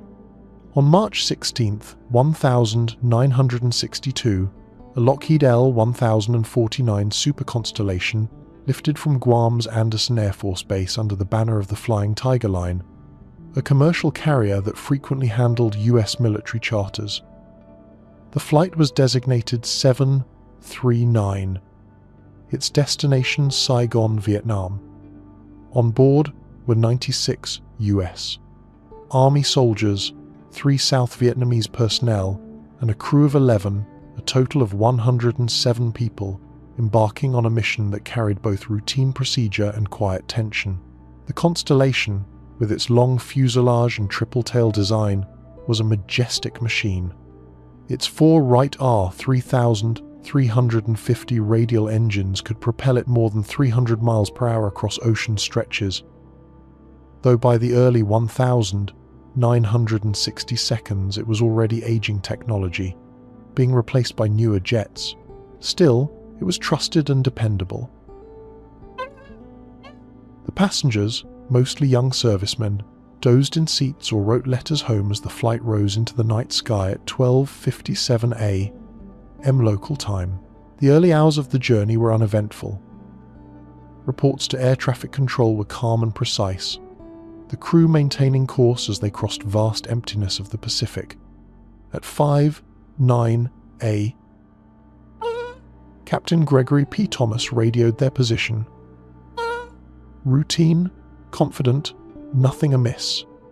That would be the last time Flight 739 was ever heard from. Minutes later, silence. Search operations began almost immediately. Over 200,000 square miles of ocean were scoured by aircraft and ships from the U.S. Navy, Air Force, and Allied nations. Yet not a single scrap of wreckage was found. No oil slick, no life rafts, no bodies, nothing. For such a large aircraft, the absence was baffling. Eyewitness testimony soon complicated the mystery. The crew of the Liberian tanker SS T. L. Lenzen reported seeing a sudden, brilliant explosion high in the sky.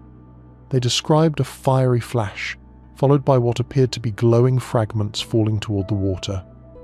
The sighting occurred roughly in the area where Flight 739 would have been. The account suggested catastrophic failure or perhaps an external event, but again, with no wreckage recovered, nothing could be proven. Theories spread rapidly. Some experts suspected mechanical failure. The super constellation's engines were known to overheat, and in-flight fires were not unheard of. Yet such a failure would normally allow time for a distress call. Others pointed to sabotage. With nearly 100 U.S.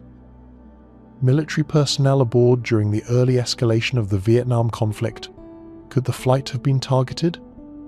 No explosive residue could be confirmed without debris, but suspicions lingered. Cold War paranoia added further layers. Some suggested interception by hostile forces, even abduction into covert intelligence operations. The complete disappearance of the aircraft, combined with the absence of wreckage, fueled these theories. For the families, absence was the cruelest part. With no remains recovered, there were no burials, no graves to visit. The 107 aboard became names on memorials rather than bodies laid to rest. It was only in 2019, nearly 6 decades later, that the victims were formally honoured at a national memorial in Maine, their names etched in granite alongside other service members missing in action. Flight 739 remains a haunting Cold War riddle. An aircraft full of soldiers vanishes mid-ocean, witnessed in fire by distant eyes, yet leaving no evidence behind. In the vast Pacific, silence is common, but such total absence is rare. Somewhere beneath the waves may lie the wreck, but until it is found, Flight 739 will endure as one of the great unsolved mysteries of military aviation. The ghost blimp of 1942. On August 16th, 1942, residents of Daly City, California, awoke to a strange spectacle.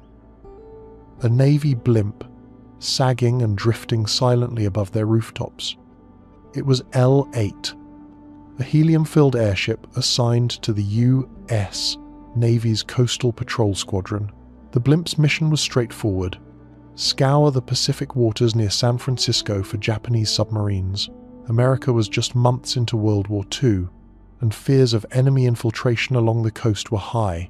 The L-8 had launched that morning from Treasure Island in San Francisco Bay. Aboard were 2 officers, Lieutenant Ernest Dewitt Cody and Ensign Charles Ellis Adams. Both were experienced, capable, and familiar with the blimp. Their patrol route would take them offshore before looping back toward the bay, a flight expected to last only a few hours. At 7:42 A, Cody radioed that they had spotted an oil slick on the ocean's surface and were descending to investigate. The report was routine but suggested possible submarine activity. After that call, radio silence fell. Fishermen off the coast saw the blimp hovering low, circling the slick, then drifting inland. Hours later, it appeared over San Francisco, flying erratically, dipping and climbing without clear control. By mid-morning, it sagged dangerously low over Daly City. Crowds watched as the blimp scraped rooftops, tangled in power lines, and finally collapsed into a street. Firefighters rushed to the scene expecting casualties. Instead, they found the gondola empty. Inside, the instruments were functioning. The engines were intact. Parachutes and life vests were still stowed. The crew's caps remained in place. A half-eaten lunch sat untouched. Everything suggested the 2 officers had simply vanished mid-flight. Despite exhaustive searches of nearby land and sea, no trace of Cody or Adams was ever found. Theories blossomed. Some believed the men had fallen out while leaning over to observe the oil slick, though they were supposed to be secured by safety harnesses. Others speculated about enemy submarines. Could the men have been captured, taken aboard before the blimp drifted away unmanned? Still others floated more speculative ideas: desertion, abduction, even paranormal interference. The Navy called the case inexplicable. The L-8 itself was salvaged, repaired, and returned to service. For decades afterward, it continued to fly, earning its enduring nickname, the Ghost Blimp. What makes the mystery so chilling are the details left behind. Parachutes untouched, radios working, lunch unfinished. The scene inside the gondola was not one of panic or emergency. It was one of sudden absence, as if the two men had stepped out into thin air. The L-8 is preserved today at the Naval Aviation Museum in Florida, where visitors can walk beneath its restored frame. To most, it looks like just another artifact of wartime aviation. But to those who know its story, it is something more. A silent reminder of a patrol flight that returned without its crew, a machine that drifted home empty. The Ghost Blimp of 1942 remains one of the strangest aviation mysteries of World War II. A short, routine flight that became a legend of vanishing men, and an aircraft that lived on long after the mystery of its crew faded into silence. Flight 19's Lost Companions. On December 5, 1945, the US Navy conducted what was meant to be a routine training mission from Fort Lauderdale Naval Air Station in Florida. 5 Grumman TBM Avenger torpedo bombers lifted into the sky at 2:10 p.m. The flight, designated Flight 19, carried 4 pilots and trainees under the command of Lieutenant Charles Carroll Taylor, an experienced naval aviator and combat veteran. Their exercise seemed simple. Fly east for a bombing run, turn north, then return west toward base. It was a drill designed to hone navigation skills, not test survival. But what began as ordinary quickly spiraled into one of the greatest aviation mysteries of all time. For the first part of the mission, reports were routine. The Avengers released their practice bombs over Hens and Chicken Shoals and began their turn. But around 3:30 p.m., radio transmissions revealed Taylor was disoriented. He believed both of his compasses were malfunctioning and that they were flying over the Florida Keys, though they were in fact far northeast over the Bahamas. His insistence that they were off course sowed confusion. Trainees, trusting his judgment, followed his orders. The transcripts that survive are haunting. "We can't find the land. Everything looks strange," Taylor reported. "The ocean doesn't look right." His words suggest more than navigational error. They evoke an unsettling sense of disorientation, as if geography itself had shifted. As hours passed, fuel dwindled, weather worsened, and night fell. The last words received at 6:20 p.m. were chilling. "All planes close up tight. We'll have to ditch unless landfall. When the first plane drops below 10 gallons, we all go down together." Then, silence. The Navy launched the largest search operation in its history to that date. More than 300 aircraft, 13 ships, and thousands of men scoured 250,000 square miles of sea. But no wreckage from Flight 19 was ever found. No oil slick, no floating debris, no bodies. The Avengers had vanished, but the tragedy of December 5th did not end with Flight 19. That same evening, a Martin PBM Mariner flying boat was dispatched with 13 crew members to search for the lost Avengers. Nicknamed the Flying Gas Tank because of its enormous fuel load, the Mariner was notoriously prone to in-flight explosions. Less than half an hour after takeoff, it too disappeared. The crew of a nearby tanker ship reported a sudden massive fireball on the horizon. Oil slicks were later observed in the same area, suggesting the Mariner had exploded mid-air. None of its 13 crew were ever recovered. In a single day, 6 aircraft and 27 men were lost. The disappearances fed not just grief, but legend. The US Navy's official report concluded that Flight 19 had likely become disoriented and run out of fuel, ditching in rough seas. The Mariner, investigators believed, suffered a catastrophic explosion, a known risk of its volatile design. But the absence of wreckage from either case continues to fuel speculation. Over the decades, the story of Flight 19 became bound to the legend of the Bermuda Triangle.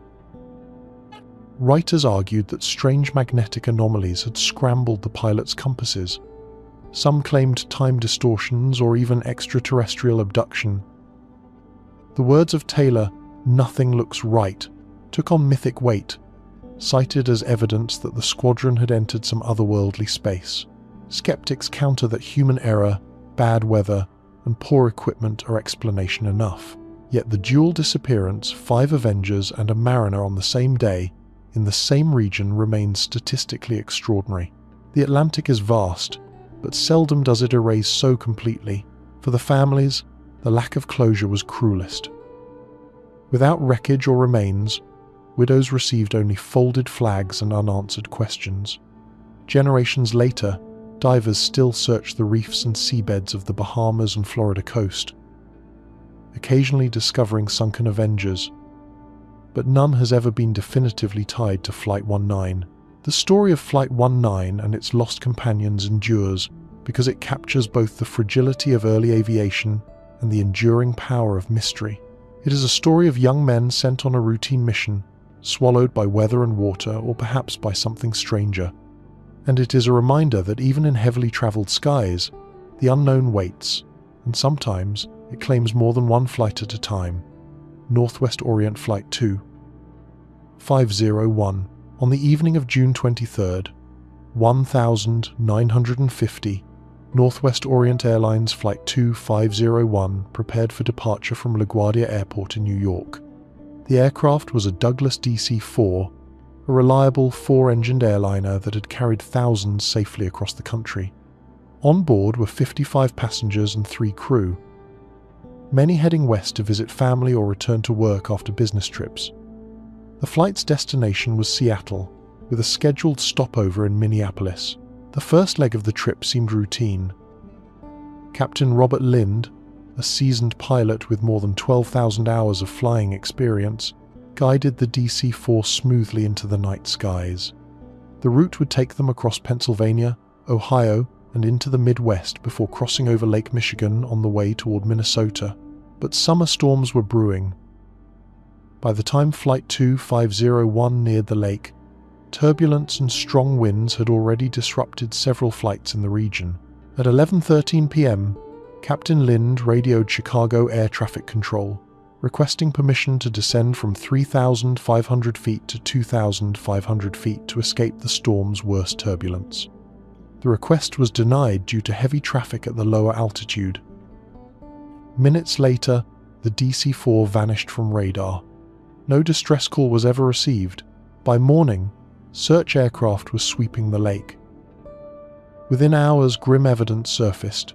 Fishermen discovered seat cushions, upholstery, and fragments of bodies floating in the water. More debris washed ashore in the following days. The wreckage confirmed that the aircraft had broken apart violently, but the main fuselage where most of the answers lay was never found. Theories soon emerged. Investigators suspected the storm had overwhelmed the aircraft. The DC-4 lacked modern weather radar, leaving pilots to rely on reports and their own judgment. If caught in a downdraft, the plane could have been forced downward before Lind had time to react. Another possibility was structural failure. Though sturdy, the DC-4 design dated back to the 1,940 seconds, and repeated stress might have weakened key components, yet oddities complicated the case. Several recovered bodies showed signs of carbon monoxide poisoning, suggesting fire or smoke inside the cabin. But no evidence of an onboard fire was ever confirmed.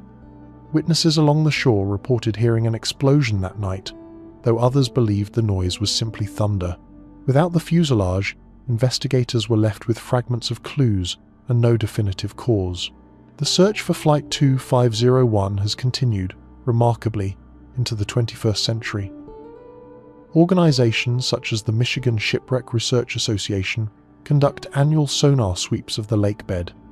Over the years, they have located dozens of wrecks, ships, planes, even submarines. Yet Flight 2501 remains elusive. Some experts believe the wreck lies buried under layers of silt and sand, hidden from sonar. Others wonder if it sank deeper than previously thought, beyond the reach of current technology.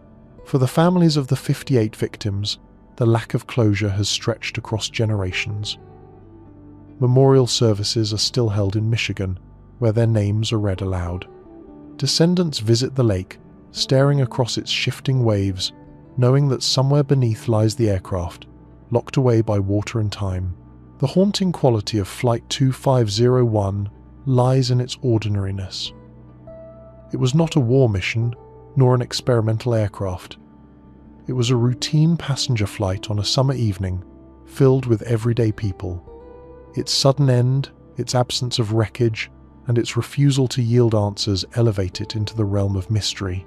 Lake Michigan has claimed hundreds of vessels, but Flight 2501 remains its most famous secret. It is both a tragedy and a riddle. An aircraft that fell into the water, leaving behind only fragments and sorrow, while concealing the full truth in the depths below. Skyways Avro, York over the Sahara. On July 26, 1952, a British civilian transport aircraft, the Skyways Avro York, departed Tripoli, Libya, bound for London. The Avro York was a post-war adaptation of the famous Lancaster bomber, refitted for passenger and cargo service. It had 4 Rolls-Royce Merlin engines and a reputation for reliability. On this particular day, it carried 29 passengers and 3 crew members, a mix of servicemen, their families, and civilians returning home from postings in North Africa. The York departed in the early afternoon, climbing into skies shimmering with desert heat. Its route would carry it north over the Mediterranean, eventually connecting to air corridors over Europe. At 3:37 p.m, the crew transmitted a position report. Routine, calm, nothing out of order. Yet less than an hour later, radio silence descended. The aircraft failed to check in at its next scheduled waypoint. By the time it missed its expected arrival in London, it was clear something had gone terribly wrong. Search operations began swiftly. French, British, and American patrol aircraft swept across North Africa and the Mediterranean, but the task was monumental. The Sahara, stretching endlessly in all directions, is a graveyard of secrets. Sandstorms erased tracks within hours. Shifting dunes buried evidence deep. For days, nothing was found. Weeks later, wreckage was discovered deep in the desert, far from the aircraft's planned course. Twisted aluminum panels, scorched engines, and fragments of fuselage lay scattered across a remote stretch of sand. The discovery was perplexing. Not only had the York gone down violently, but it was also hundreds of miles off course. How had an experienced crew ended up so far from where they were supposed to be? The first theory pointed to weather. The Sahara is notorious for sudden haboobs, towering walls of dust that blot out the horizon and overwhelm navigation. In such storms, visibility drops to zero, and without reliable landmarks, even trained crews can lose orientation. A sandstorm might have forced the York off course, its pilots struggling blindly until fuel dwindled. Mechanical failure was another possibility. The Avro York was reliable, but aging. A loss of power, perhaps from multiple engines, could have forced the crew to divert. But why so far into the desert? Why no distress call? The radios were found intact, raising the unsettling possibility that whatever occurred happened suddenly, leaving the crew no time to respond. In the decades since, speculation has only deepened. Some suggest navigational beacons in the region may have malfunctioned, drawing the plane off course. Others believe atmospheric conditions may have interfered with radio transmissions, leaving the crew isolated.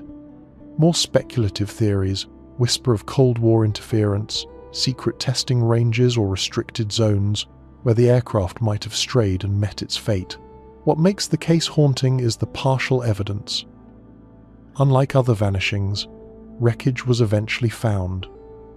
But the wreckage does not tell a clear story. Instead, it raises more questions. Why was the descent shallow, almost controlled?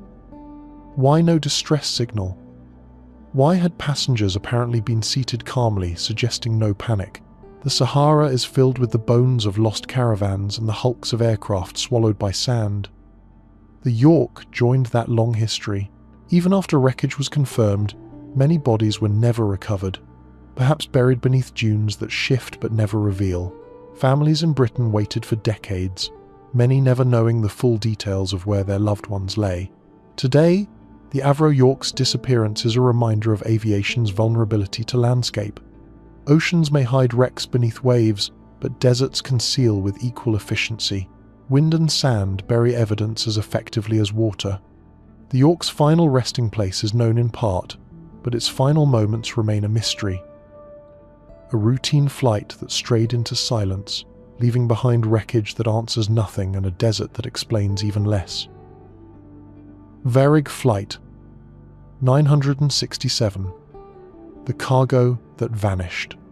On January 30th, 1979, a Brazilian Boeing 707-323C cargo aircraft, operated by Varig Airlines, taxied down the runway at Tokyo's Narita International Airport. Its destination was Rio de Janeiro, with refueling stops planned en route. In the cockpit sat Captain Gilberto Araújo da Silva, a veteran with over 23,000 hours of flying time. Alongside him were 5 crew members. The flight carried an unusual and highly valuable cargo: 153 paintings by Japanese-Brazilian artist Manabu Mabe, fresh from exhibition in Japan, valued at more than $1 million. The shipment represented not only financial worth, but cultural heritage. At 8:23 p.m., the Boeing 707 lifted into the night sky. Weather was calm, visibility excellent. 20 minutes later, at 8:45 p.m., the crew checked in with Tokyo Control, confirming altitude and course. The call was routine, confident, and entirely ordinary. After that, silence. No further transmissions were received. No radar track remained. The 707 had vanished. When the aircraft failed to make its next scheduled report, search and rescue operations were launched. Japanese Self-Defense Force aircraft, American Navy planes, and civilian vessels swept the Pacific south of Japan. For days, the search continued, but not a single trace of the Boeing 707, its 6 crew, or its priceless cargo was ever recovered. No floating wreckage, no oil slick, no radio beacon. The disappearance was total. Investigators were stunned. The 707 was a robust jetliner, with 4 Pratt & Whitney engines capable of long-haul endurance. It had no history of structural weakness. Weather conditions were favorable. The captain was highly experienced. For such an aircraft to vanish within 20 minutes of departure without even a hint of distress seemed nearly impossible. Several theories emerged. One was catastrophic failure. Perhaps an in-flight explosion or decompression event tore the aircraft apart, but such events typically leave debris, especially on the ocean's surface. Another theory suggested a cargo fire. If the hold caught alight, fumes might have incapacitated the crew before they could react. Yet again, floating wreckage would be expected. The most controversial theory was sabotage. The paintings aboard were not just valuable, they were irreplaceable. Could someone have sought to destroy them, or perhaps steal them? Insurance fraud was whispered, though never proven. No ransom demands were ever made. And again, without debris, no evidence supported the claim. For the families, the disappearance was devastating. To lose loved ones without remains is grief compounded by uncertainty. For the art world, the disappearance was catastrophic, the complete erasure of an exhibition as though it had been swallowed by the ocean. Over the years, rumours circulated. Fishermen claimed to have seen wreckage adrift days later, though nothing was verified. Others speculated that secret salvage had recovered the aircraft quietly, its story hidden for reasons unknown. What makes Varig Flight 967 so haunting is its combination of modern technology, experienced crew, and total disappearance. In 1979, international aviation was tightly monitored. Radar tracked flights across continents and oceans. That a Boeing 707 could lift from one of the busiest airports in the world and vanish within minutes remains almost inconceivable. The disappearance lingers not just as an aviation riddle, but as a cultural wound. The loss of Manabu Mabe's 153 paintings is often described as the destruction of an entire chapter of Brazilian art history. Each canvas represented not only artistic expression but heritage and identity. Their absence is felt to this day in galleries and museums. Varig Flight 967 remains one of the most baffling vanishings of the late 20th century. It reminds us that even in an era of radar, satellites, and global networks, the ocean can still swallow evidence whole.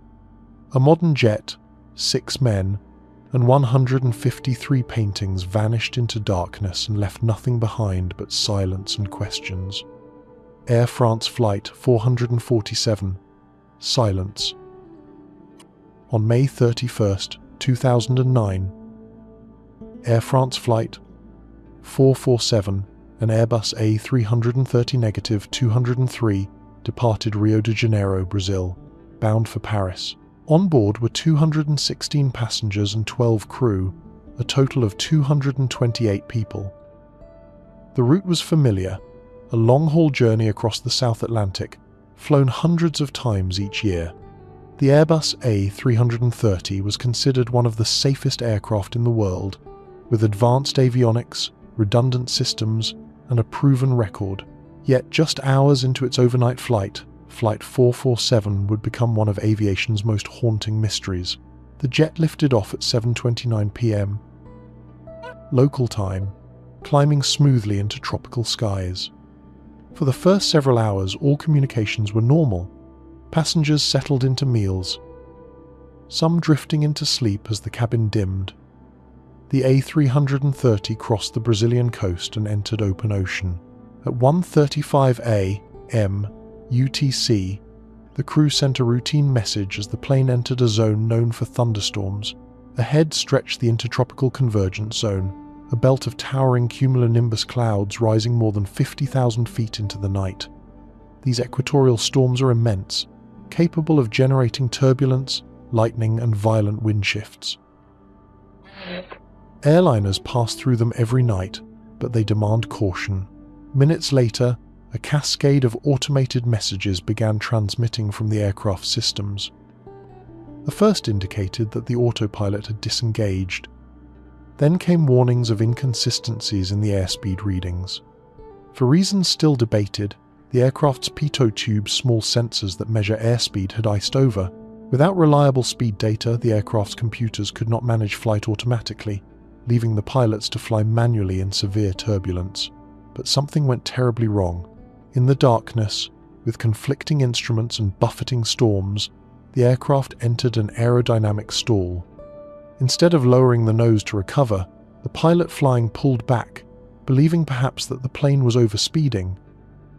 The aircraft climbed steeply, then lost lift, plunging downward into a stall. For the next 3.5 minutes, the Airbus remained in a stalled condition, descending from 38,000 feet toward the Atlantic Ocean. At 2:14 a.m. UTC, the final automated message transmitted: total electrical failure. After that, silence. For days, search aircraft combed the Atlantic. Debris eventually surfaced: seats, fragments of fuselage, and bodies floating among the waves. But the main wreckage lay far below. It would take 2 years before remotely operated vehicles located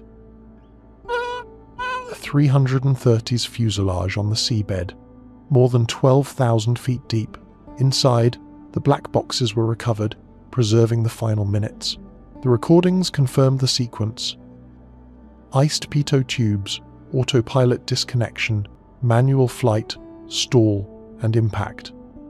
But what remains haunting is the human element. Experienced pilots, caught in darkness, believed they were overspeeding when in fact they were stalling. Their instruments conflicted. Their training insufficient for such high-altitude stall recovery. For families, the crash was devastating. 228 lives ended in silence, scattered across 2 continents. For aviation, the loss prompted sweeping changes. Replacement of older pitot tubes, new training emphasizing high-altitude stall recovery, and redesign of certain Airbus systems. Yet the mystery remains not in the mechanics, which are largely understood, but in the psychology of the cockpit. How could experienced pilots misinterpret the situation for more than 3 minutes? Some experts believe fatigue, stress, and sensory disorientation combined fatally. Others point to design flaws in cockpit warnings. Flight 447 endures as a case where technology, weather, and human decision converged into tragedy. Its legacy is not only 228 lost lives, but a reminder that even the most advanced aircraft can be undone by small sensors, human error, and the vast indifference of the ocean. The wreckage has been studied, the data passed, but the silence of those final minutes still resonates. For the families, and for aviation history, Flight 447 is both explained and unresolved, its technical causes known, but its deeper human mystery still lingering. The L-8 Ghost Patrol. In the early dawn of August 16th, 1942, a small US Navy blimp designated L-8 rose into the skies above San Francisco Bay. The nation was deep in World War II, and the Navy's lighter-than-aircraft patrolled the Pacific coast, scanning for Japanese submarines. On board, the L-8 were 2 men, Lieutenant Ernest Dewitt Cody and Ensign Charles Ellis Adams, both experienced officers with good records. Their mission was routine patrol offshore waters, investigate anything suspicious, then return within a few hours. The L-8 lifted from Treasure Island Naval Base at 6 a.m. It floated steadily into the fog-draped horizon, its engines humming softly, its helium-filled envelope towering silently over the bay. At 7:42 a.m., Cody radioed that they had spotted an oil slick on the water and were descending to investigate. It was a plausible sign of submarine activity. After that, no further messages came. For hours, fishermen and coastal residents reported seeing the blimp circling offshore. Some claimed it descended close to the waves before climbing again. Eventually, it drifted inland, carried by wind currents. By 11 a.m., it hovered over San Francisco neighborhoods, sagging noticeably. Witnesses described it as ghostly and silent, dipping dangerously low. Finally, over Daly City, the blimp scraped rooftops, tangled in power lines, and collapsed into a street. Firefighters and police rushed to the scene, fearing casualties. But when they climbed into the gondola, they found something chilling. It was completely empty. Inside, everything remained in order. Radios were functional, engines were intact, parachutes and life vests were neatly stowed. A half-eaten lunch sat untouched. Even the crewmen's caps were still inside. Yet Cody and Adams were gone. The Navy launched an exhaustive search of land and sea. But no trace of the men was ever found. No bodies, no personal effects, no sign of struggle. The blimp itself was recovered, repaired, and returned to service, flying for decades afterward. It earned a new name in the press and among sailors. The ghost blimp. Theories abounded. Some suggested the men had fallen out while investigating the oil slick, though regulations required them to be strapped in. Others speculated that they had attempted to land on a passing vessel, perhaps in distress, though no such event was ever reported. Conspiracy-minded whispers suggested capture by a Japanese submarine, an idea unsupported by naval records but tantalizing in the climate of wartime paranoia. What makes the case especially eerie is the ordinariness of the details left behind. Parachutes, unused. Equipment untouched. Lunch, unfinished. It does not look like a desperate emergency, but rather like 2 men who simply ceased to be. To this day, no resolution has emerged. The L-8 is preserved at the Naval Aviation Museum in Florida, where its gondola and envelope stand as reminders of that strange morning. Visitors see an artifact of wartime aviation, but also a vessel that once returned home without its crew. The ghost blimp story lingers because it is small in scale but vast in implication. Unlike great oceanic vanishings, this was a short patrol, close to shore, in familiar skies. Yet even here, disappearance was possible. Cody and Adams became names without graves, remembered only through photographs, reports, and the enduring mystery of the blimp they left behind. For aviation historians, the L-8 is proof that the unknown can intrude anywhere, even in a short flight at the edge of a city. For the public, it is a ghost story. A reminder that sometimes the machines come home, but the men do not. On the night of December 23rd, 1964, a Flying Tiger Line Lockheed Super Constellation prepared for a cargo flight across the Pacific. The airline, known for operating military and civilian charters, was experienced in long-distance cargo hauls. This particular aircraft, designated Flight 282, was carrying a load of electronics from San Francisco to Tokyo, with a planned stopover in Portland, Oregon. On board were 3 crew members, Captain Grant L. Hibbs, First Officer Robert S. Fowler, and Flight Engineer Robert E. Price. At 11:14 p.m, the Constellation lifted into the night sky. Weather reports for Northern California were troubling. Winter storms were building inland, and winds gusted fiercely across the coastal range. The flight's initial climb was routine, but the tower soon noticed the aircraft drifting off its assigned course. Instead of banking north toward Portland, the Constellation angled inland toward the rugged mountains of the Coast Range. Controllers radioed the crew, but no acknowledgement came. Minutes later, radar contact was lost. The silence was sudden and final. In the early hours of December 24th, search teams fanned out into the dark, rain-lashed forests west of San Francisco Bay. At dawn, wreckage was discovered on a steep slope of Sweeney Ridge near the town of Pacifica. The Super Constellation had slammed into the mountainside at high speed, scattering debris across the ridge. All 3 crew members were killed instantly. At first glance, the accident seemed straightforward: controlled flight into terrain caused by weather or navigational error. Yet as investigators dug deeper, troubling questions emerged. Why had the crew veered off course so quickly? Why had they not responded to radio calls? And why had a modern, well-equipped aircraft descended into high terrain on such a short, familiar route? The official report cited pilot error, concluding that the crew became disoriented in heavy weather and strayed from their assigned heading. But some experts believe other factors may have been at play. One theory points to strong Santa Ana-like winds descending from the mountains. These downdrafts could have pushed the aircraft off course, its instruments struggling to compensate. Another possibility is mechanical failure. If the autopilot or compass malfunctioned, the crew might have been flying blind in stormy conditions. What makes Flight 282 especially haunting is the suddenness. Within minutes of departure, before even clearing the Bay Area, the flight was gone. For the families of the 3 crewmen, there was no mystery of a vast ocean swallowing wreckage, but rather the eerie fact that the crash site was within sight of San Francisco itself. Residents of Pacifica later recalled hearing the engines roaring through the storm, followed by a thunderous impact. Today, remnants of Flight 282 remain scattered across Sweeney Ridge, some hidden beneath brush, others preserved by aviation archaeologists. Hikers occasionally stumble upon twisted metal or scorched aluminum, silent reminders of that stormy night. The case endures not because the wreckage was lost, but because the causes remain debated. Was it simple error, or did weather and instruments conspire fatally against the crew? The Constellation was one of the most iconic aircraft of its era, yet in the end, it succumbed to the same vulnerabilities that haunt all aviation: darkness, storms, and the razor edge between sky and ground.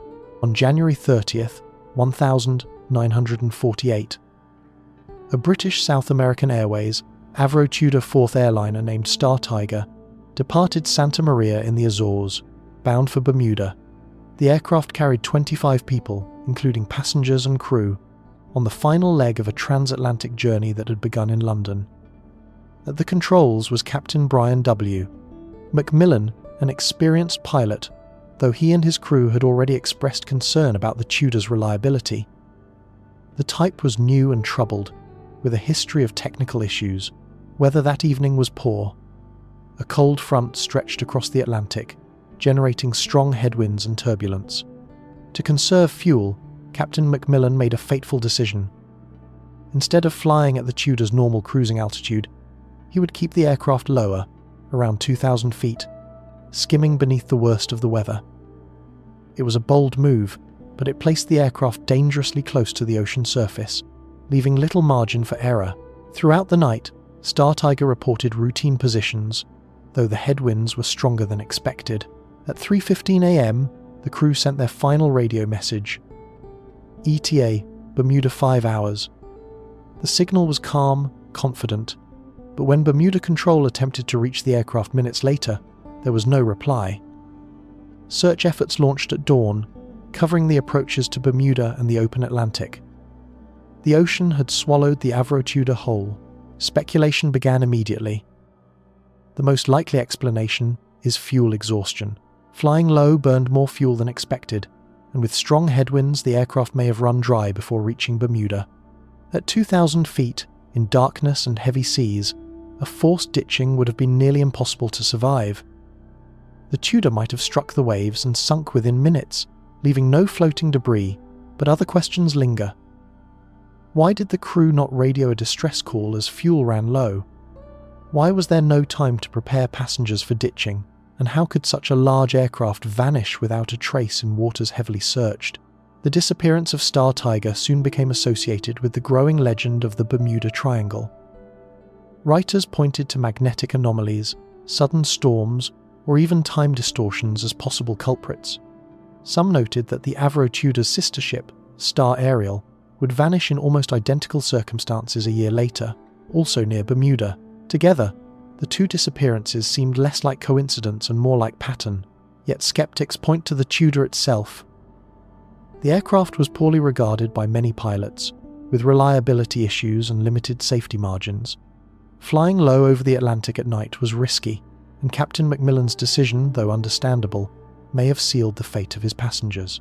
What makes Star Tiger's story especially chilling is the ordinariness of its final message. ETA Bermuda 5 hours, a routine update, nothing alarming. Minutes later, silence. The calm before disappearance. For families of the 25 aboard, the lack of wreckage meant decades of uncertainty. Official investigations concluded the aircraft likely ran out of fuel, but without evidence, the case remains open-ended. The Star Tiger is remembered not only as an aviation accident, but as a cornerstone of Bermuda Triangle lore. Its disappearance contributed to the idea that certain skies conceal more than storms, that within ordinary flights, extraordinary mysteries can unfold. On January 17th, 1949, the world of aviation was shaken once again when the Avro Tudor IV airliner Star Ariel, operated by British South American Airways, vanished during what should have been a routine flight. Less than a year earlier, its sister ship, the Star Tiger, had disappeared under mysterious circumstances. Now, history seemed to repeat itself with unsettling precision. The Star Ariel departed Kindley Field in Bermuda at 8:41 a.m., destined for Kingston, Jamaica. On board were 20 souls, 7 crew and 13 passengers. The weather that morning was perfect. Visibility stretched for miles across calm seas, with no storms or turbulence reported along the route. The contrast with the storm-battered flight of the Star Tiger only heightened the strangeness of what was about to happen. At 9:42 a.m., Captain John McPhee sent a radio message to report the aircraft's position and altitude. He stated that the Tudor had climbed to 18,000 feet and was cruising above scattered cloud cover. His tone was calm, professional, and routine. A few minutes later, he sent another transmission estimating arrival in Kingston at 2:10 p.m. It was a normal update, offering no hint of trouble. After that, silence. Repeated attempts to raise the Star Ariel by radio failed. Hours passed with no sign of the aircraft. When its arrival time came and went, controllers in both Bermuda and Jamaica knew something had gone wrong. Search and rescue operations were launched immediately. For the next 5 days, dozens of aircraft and ships scoured the route between Bermuda and Jamaica. They found nothing. No floating debris. No oil slick. Not a single trace of the Tudor, its crew, or its passengers. The official investigation was baffled. The weather had been clear. The pilot was experienced. The route was direct and uncomplicated. Theories ranged widely. Some suggested catastrophic structural failure. The Avro Tudor had a troubled reputation, and several pilots criticized its reliability. Perhaps a sudden decompression or engine fire incapacitated the crew before they could send a message. Yet, in such cases, wreckage is usually found. Here, there was none. Another theory was sabotage, though no credible evidence was uncovered. In the Cold War atmosphere of 1949, suspicions of espionage or deliberate destruction circulated. But again, no proof emerged. For many, the twin disappearances of Star Tiger in 1948 and Star Ariel in 1949 cemented the legend of the Bermuda Triangle. Two sister aircraft, flying similar routes, both vanished without a trace, within a year of each other. The pattern seemed uncanny. Writers and theorists later speculated about electromagnetic anomalies, strange weather phenomena, or even distortions of time and space. Skeptics point instead to the Tudor itself. The aircraft was a rushed post-war design, criticized for poor performance and maintenance issues. It is possible that both aircraft were victims of mechanical unreliability, combined with poor planning. Yet the total absence of debris still defies explanation. What lingers most is the silence. Clear skies, calm seas, an experienced crew, communicating normally, then vanishing without a word. For the families of the 20 lost aboard Star Ariel, there was no wreckage to grieve over, no graves to visit. Their loved ones simply never arrived. The Star Ariel remains one of aviation's coldest mysteries. It is not the story of storms or obvious disaster, but of a flight that seemed ordinary until it wasn't a plane that disappeared into blue skies, leaving behind nothing but questions. On October 31st, 1999, Egypt Air Flight 990, a Boeing 767-366ER, prepared for a routine transatlantic flight from New York's JFK Airport to Cairo. On board were 217 people, 203 passengers and 14 crew members. The passengers included families, businessmen, and officials, many of them Egyptian nationals returning home after visits to the United States. For the crew, it was a familiar route, flown countless times before. The 767 itself was a modern, highly regarded aircraft with an excellent safety record. Flight 990 departed shortly after midnight, climbing smoothly into the night sky. Weather was calm, visibility clear. For the first hour, all communications were routine. Passengers settled into their seats, some falling asleep, unaware that their flight would soon become one of the most controversial tragedies in aviation history. At 1:50 a.m., while cruising at 33,000 feet, controllers noticed something alarming. The 767 was rapidly descending, dropping thousands of feet per minute. Attempts to contact the aircraft went unanswered. Within minutes, it had plunged into the Atlantic Ocean about 60 miles south of Nantucket, Massachusetts. All 217 aboard were killed instantly. Recovery teams soon arrived at the scene.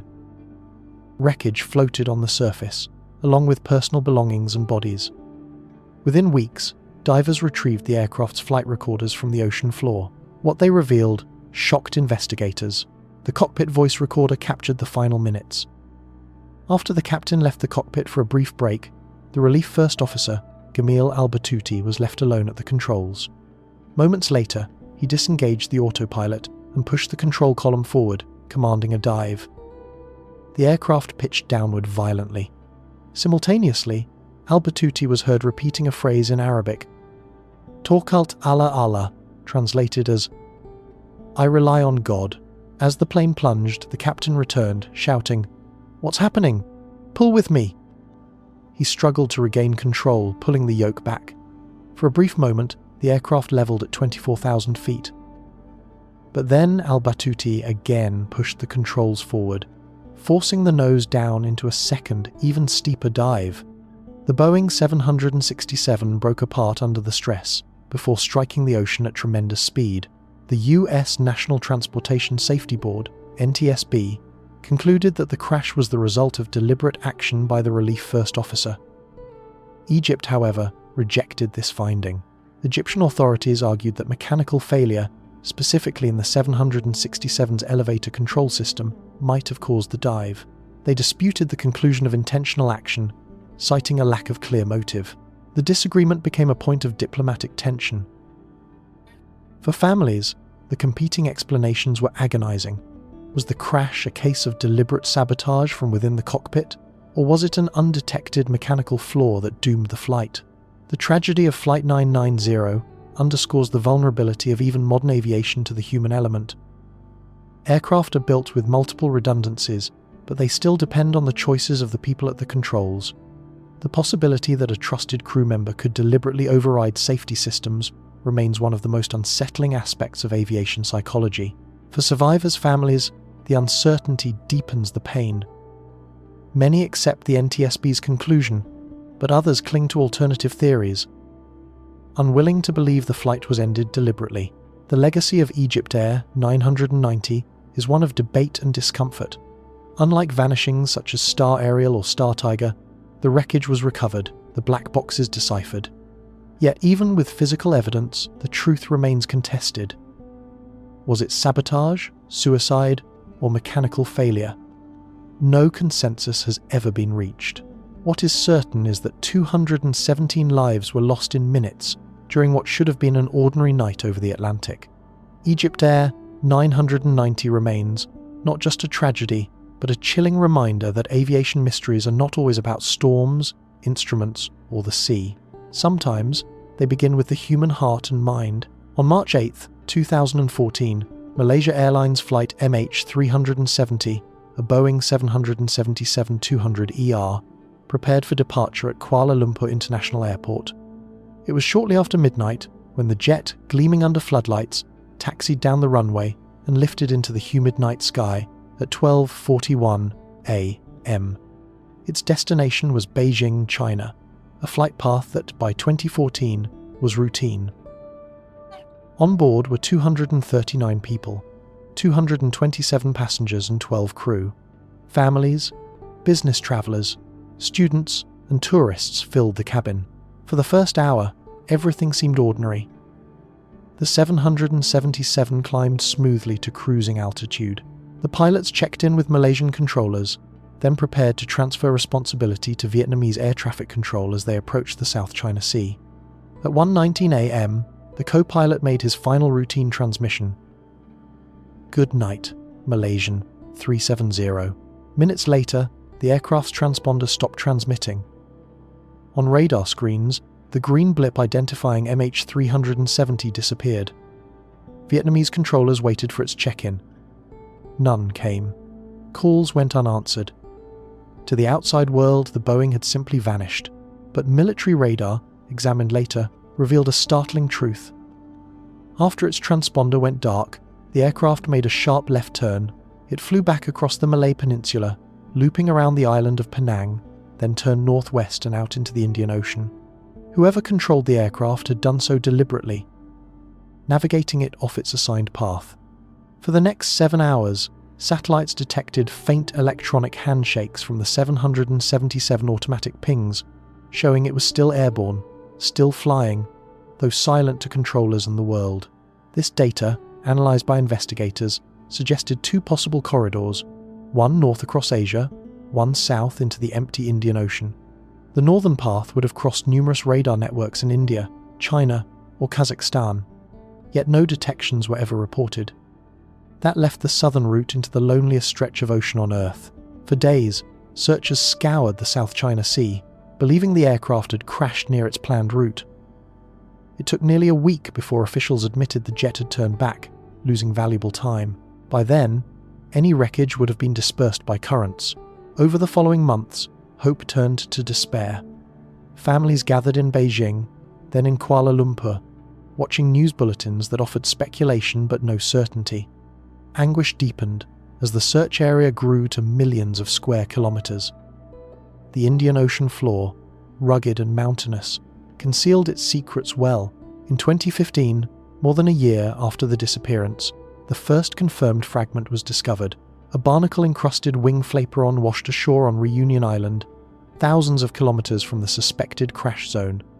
More debris followed, parts of a wing, cabin panels, pieces of interior fittings scattered along the coasts of Madagascar, Mozambique, and other islands. These fragments proved MH370 had indeed ended in the ocean. Yet the main wreckage, and with it, the black boxes, remained elusive. Theories multiplied. Some believed a catastrophic failure like a sudden decompression or fire had incapacitated the crew, leaving the jet to fly on autopilot until fuel exhaustion. Others pointed to deliberate action. The sharp course change, the disabling of communications, and the controlled flight path suggest someone at the controls intended to take the aircraft far from its destination. If so, why? Suicide? Hijacking? A political statement? No motive was ever proven. Investigators found no credible links to terrorism. No ransom demand surfaced. Neither pilot left behind notes or warnings. The captain, Zahari Ahmad Shah, came under scrutiny, with some analysts arguing his home flight simulator showed practice routes into the Indian Ocean. But others dismissed this as circumstantial, pointing to a lack of definitive evidence. The disappearance of MH370 remains unique. It is not just the loss of a plane, it is the loss of certainty in an age when certainty seemed guaranteed. Modern aviation depends on constant communication, GPS tracking, and surveillance. Yet here was a wide-body jet, one of the safest in history, vanishing almost completely. The tragedy reshaped aviation. Airlines adopted new rules requiring continuous position tracking. Satellite communication systems were upgraded. Yet for the families of the 239 aboard, reforms are small comfort. They live with absence, with the unending question, where is the plane? The Indian Ocean remains vast and indifferent. Somewhere in its depths lies the Boeing 777, resting in darkness, its fuselage silent, its black boxes holding the final minutes. Until it is found, MH370 is more than a crash. It is the modern world's ultimate aviation mystery, a plane lost not in 1948 or 1962, but in 2014, when disappearance was thought impossible. And yet, the ocean proved otherwise. On the warm morning of August 14, 2005, Helios Airways Flight 52, a Boeing 737-300, prepared for departure from Larnaca International Airport in Cyprus. The aircraft, bound for Athens with a final destination in Prague, carried 115 passengers and 6 crew members.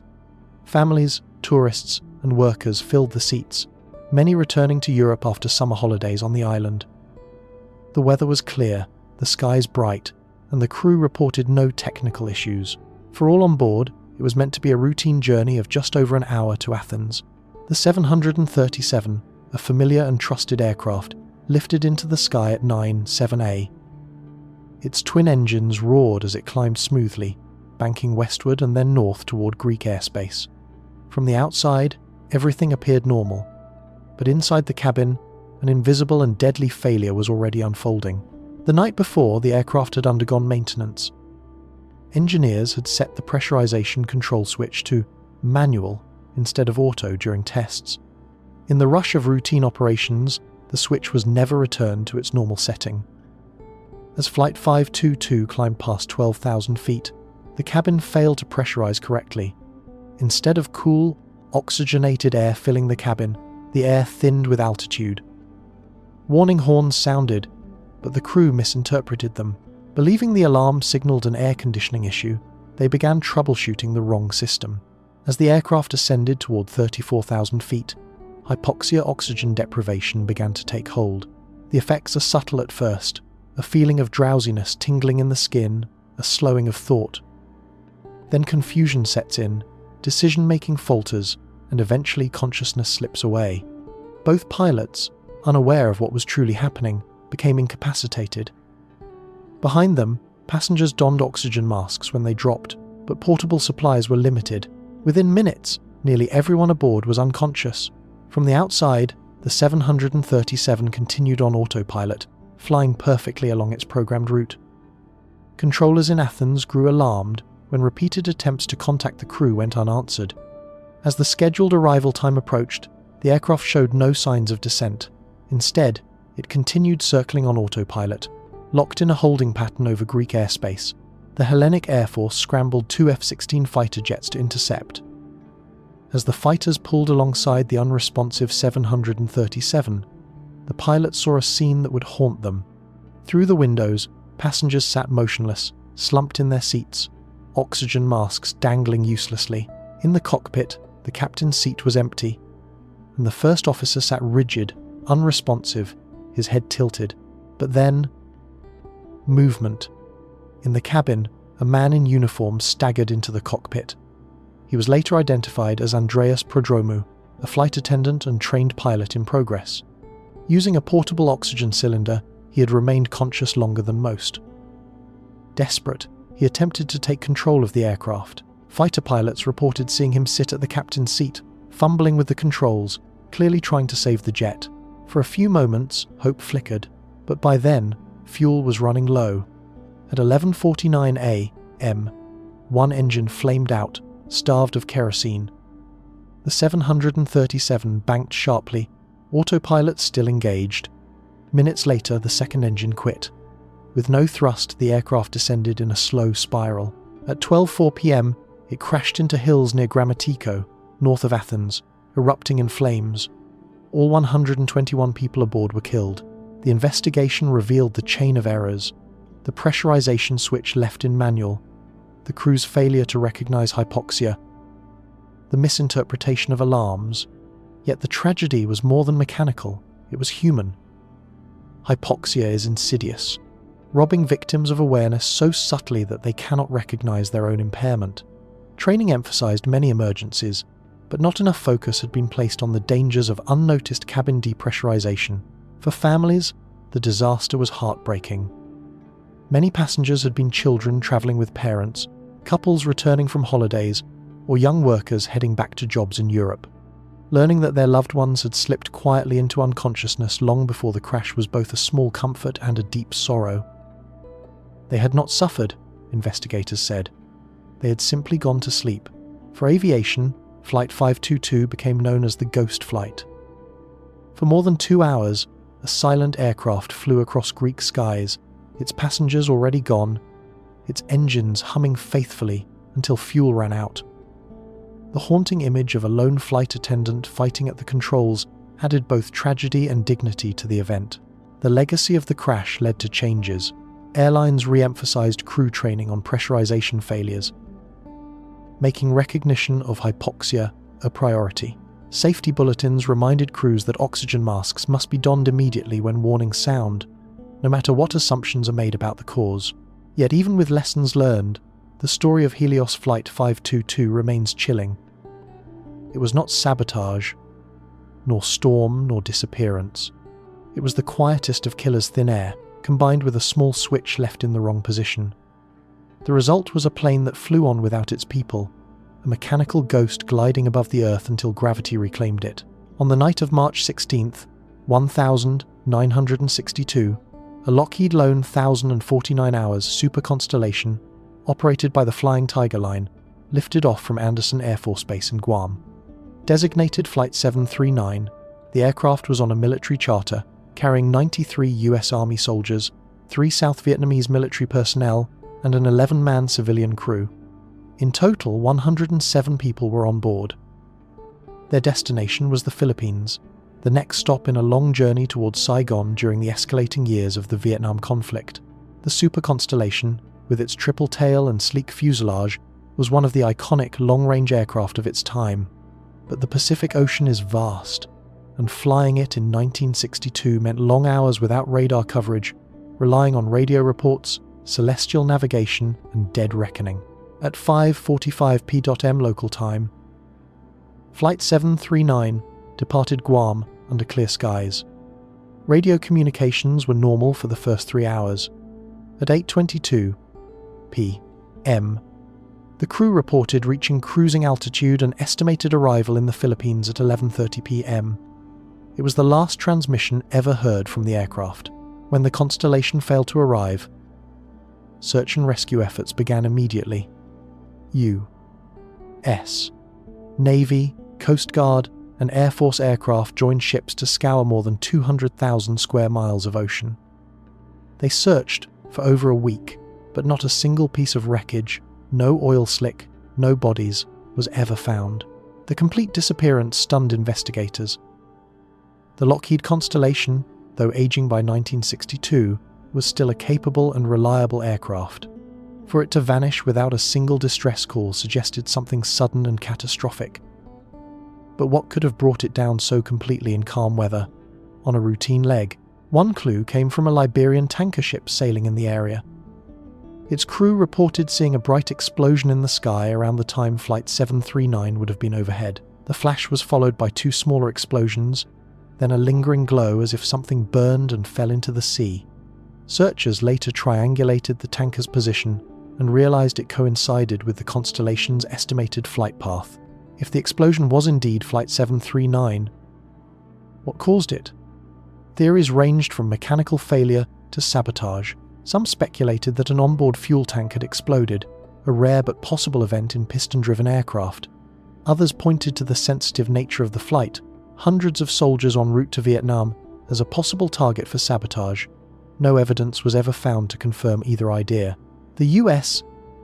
Civil Aeronautics Board, SEAB, investigated but could reach no conclusion. In its final report, the board stated, "The board is unable to determine the probable cause of this accident." It was one of the few times in aviation history that an accident involving so many people ended with no answers. For the families of the 107 aboard, the disappearance was devastating. The Army listed the soldiers as killed in action, but their families were left with absence rather than explanation. Many of their names are now inscribed on memorials to the Vietnam conflict, though they never reached the battlefield. What makes Flight 739 particularly haunting is its scale. But here was a fully loaded super constellation, carrying over 100 souls, disappearing almost entirely from the record. No mayday call, no debris field, only a possible explosion seen in the distance. Decades later, the case continues to attract speculation. Some point to the geopolitical context. The early 1960 seconds, the shadow of Cold War espionage and covert operations in Southeast Asia. Could the flight have been sabotaged intentionally? Others argue the simplest explanation is most likely. A catastrophic mechanical failure leading to mid-air breakup over the ocean.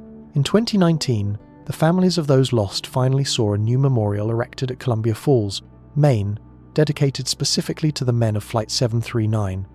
At its unveiling, relatives spoke of decades without answers, of fathers and brothers who vanished into the Pacific without trace. The Pacific Ocean has long been a stage for mysteries, but Flight 739 is among the most unsettling. Unlike cases where storms or human error provide partial answers, here there is almost nothing to hold on to. Just a scheduled radio call that never came, a possible explosion on the horizon, and then silence. For historians, Flight 739 embodies the fragility of aviation in an era before satellites and global tracking. For the families, it is a wound that never fully healed. And for the ocean, it is another secret kept, another story swallowed whole beneath its endless horizon. On October 13th, 1972, a Fairchild FH-2 270 turboprop belonging to the Uruguayan Air Force lifted from Montevideo, Uruguay. Designated Flight 571, the charter carried 45 people, a rugby team, their friends, family members, and crew bound for Santiago, Chile. Spirits were high. For the young athletes, many in their late teens and early 20s, it was more than a match abroad, it was an adventure. The aircraft itself, a twin-engine high-wing turboprop, was sturdy but not designed for luxury. The route from Montevideo to Santiago required crossing the Andes Mountains, a formidable barrier of snow-capped peaks, jagged ridges, and unpredictable weather. On the 12th of October, storms forced the flight to land and overnight in Mendoza, Argentina. The next morning, conditions improved enough for departure.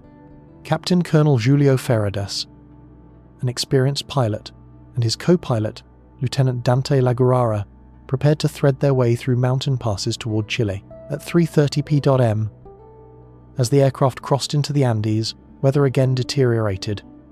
Clouds closed in around the fuselage, obscuring the peaks. Winds buffeted the wings. Visibility dropped to near zero. Believing they had already cleared the mountains, the crew began a descent towards Santiago. But their navigation was off. Instead of being west of the Andes, they were still deep among the mountains. Moments later, the right wing struck a ridge. The impact tore it away, sending the aircraft into a violent spin. The tail section separated. Passengers and debris were hurled into the thin air. The fuselage slammed onto a snow-covered slope, sliding hundreds of meters before grinding to a halt. Of the 45 on board, 12 died immediately. Others were gravely injured. The survivors, dazed and bleeding, found themselves stranded at nearly 12,000 feet in one of the most inhospitable environments on Earth. Snow stretched endlessly. Night temperatures plunged below 30 degrees Celsius. Their food supply consisted of only a few chocolate bars, some wine, and scraps from luggage. For the first days, they clung to hope of rescue. Radio news crackled faintly on a salvaged device. Search planes were combing the mountains. But after several days, broadcasts reported that the search had been suspended. The Andes had claimed too many secrets. The survivors were presumed dead. Faced with starvation, they made a harrowing choice. With no vegetation, no animals, and no food left, they would consume the only nourishment available: the bodies of their deceased companions. The decision was agonizing, carried out with prayers, tears, and reverence. But it kept them alive. Avalanches struck the fuselage shelter during the long ordeal, killing more survivors and burying them in snow. Some succumbed to injuries, others to despair. Yet, a core of determination remained. Finally, 2 survivors, Fernando Parrado and Roberto Canessa, decided to attempt the impossible. With salvaged clothing and makeshift sleeping bags, they set out westward across the mountains, carrying only meager rations.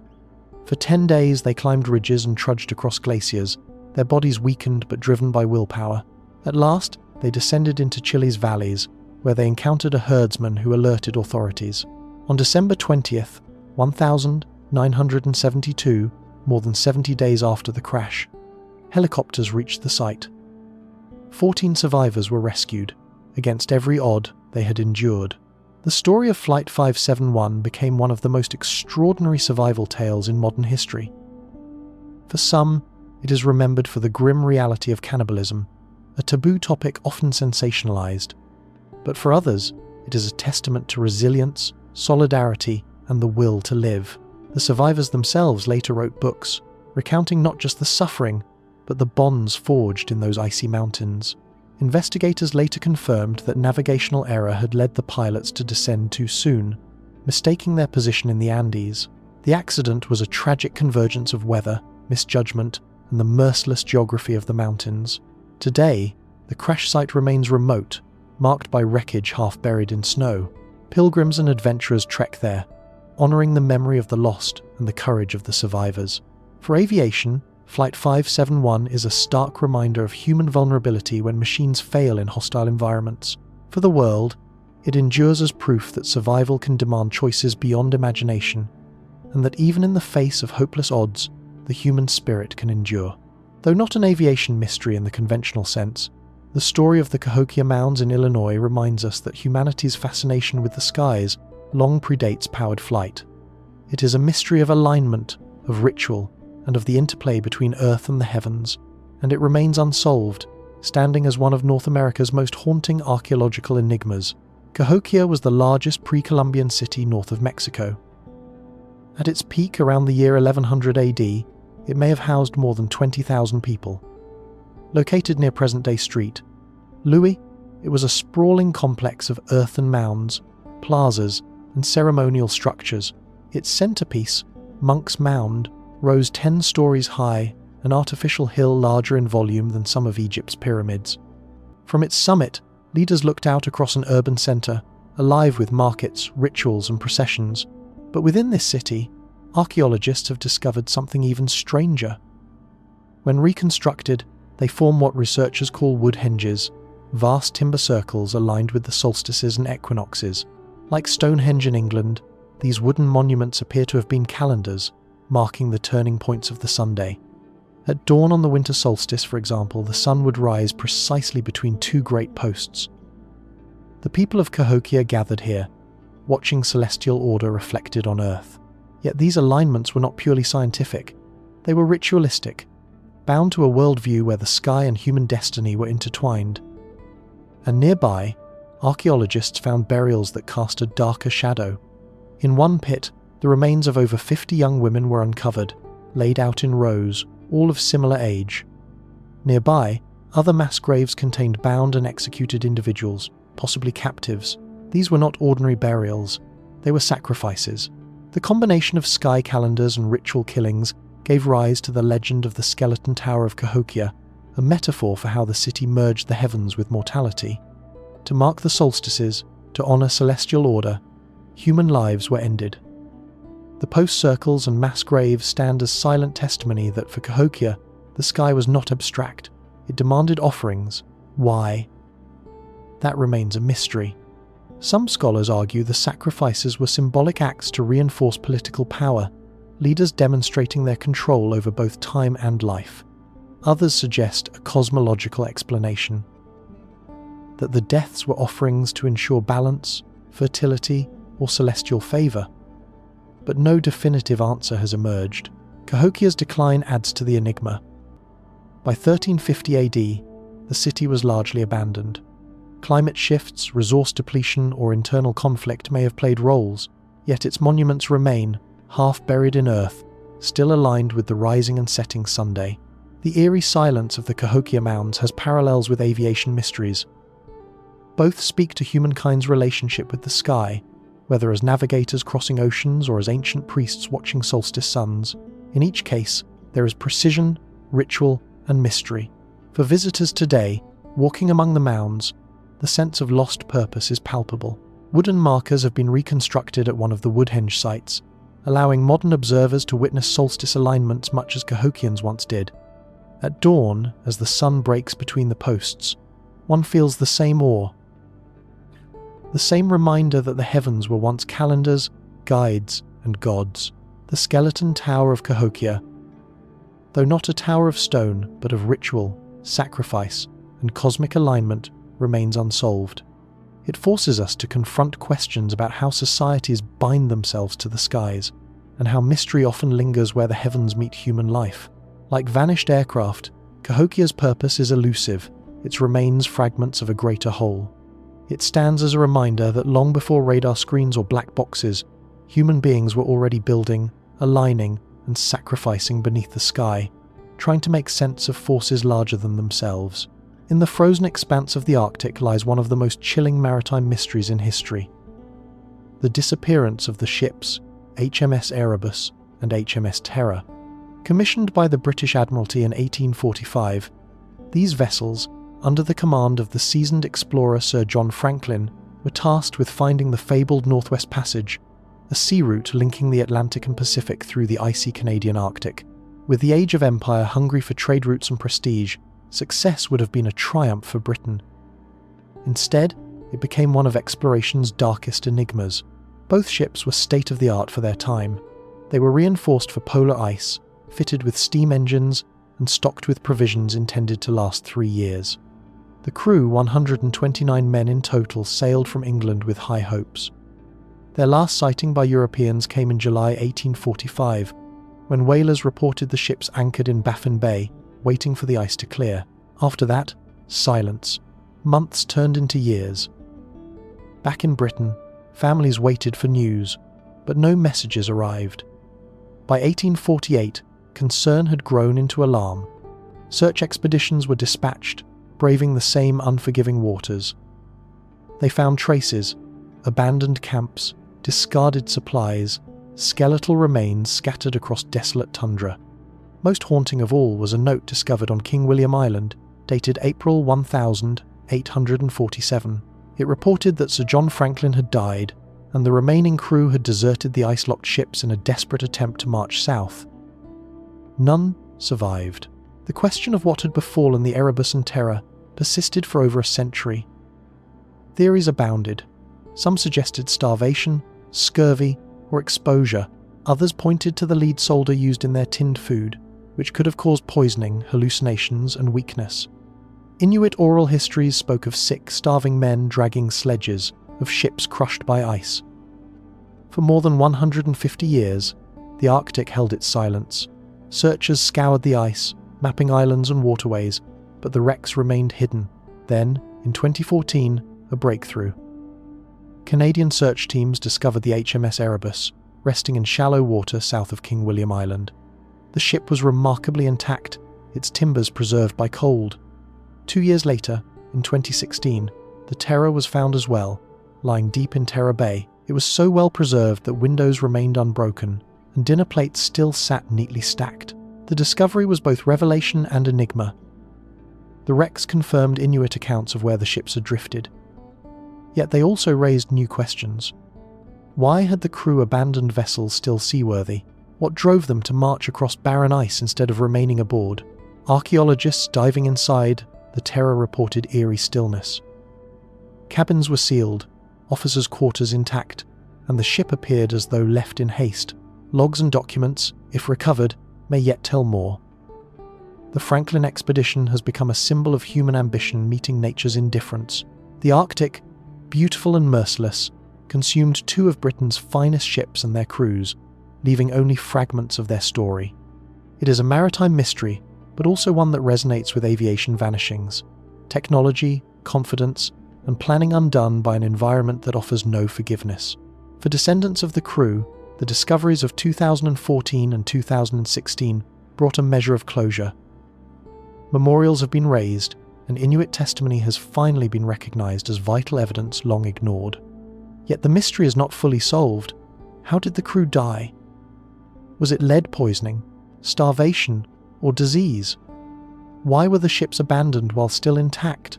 The Arctic may still hold answers, preserved in ice and silt. The HMS Terror rests now in silence, its name a fitting echo of the ordeal it witnessed. A vessel built for triumph, reduced to a ghost on the seabed. And its final mystery endures, not that it was found, but why it was lost in the first place.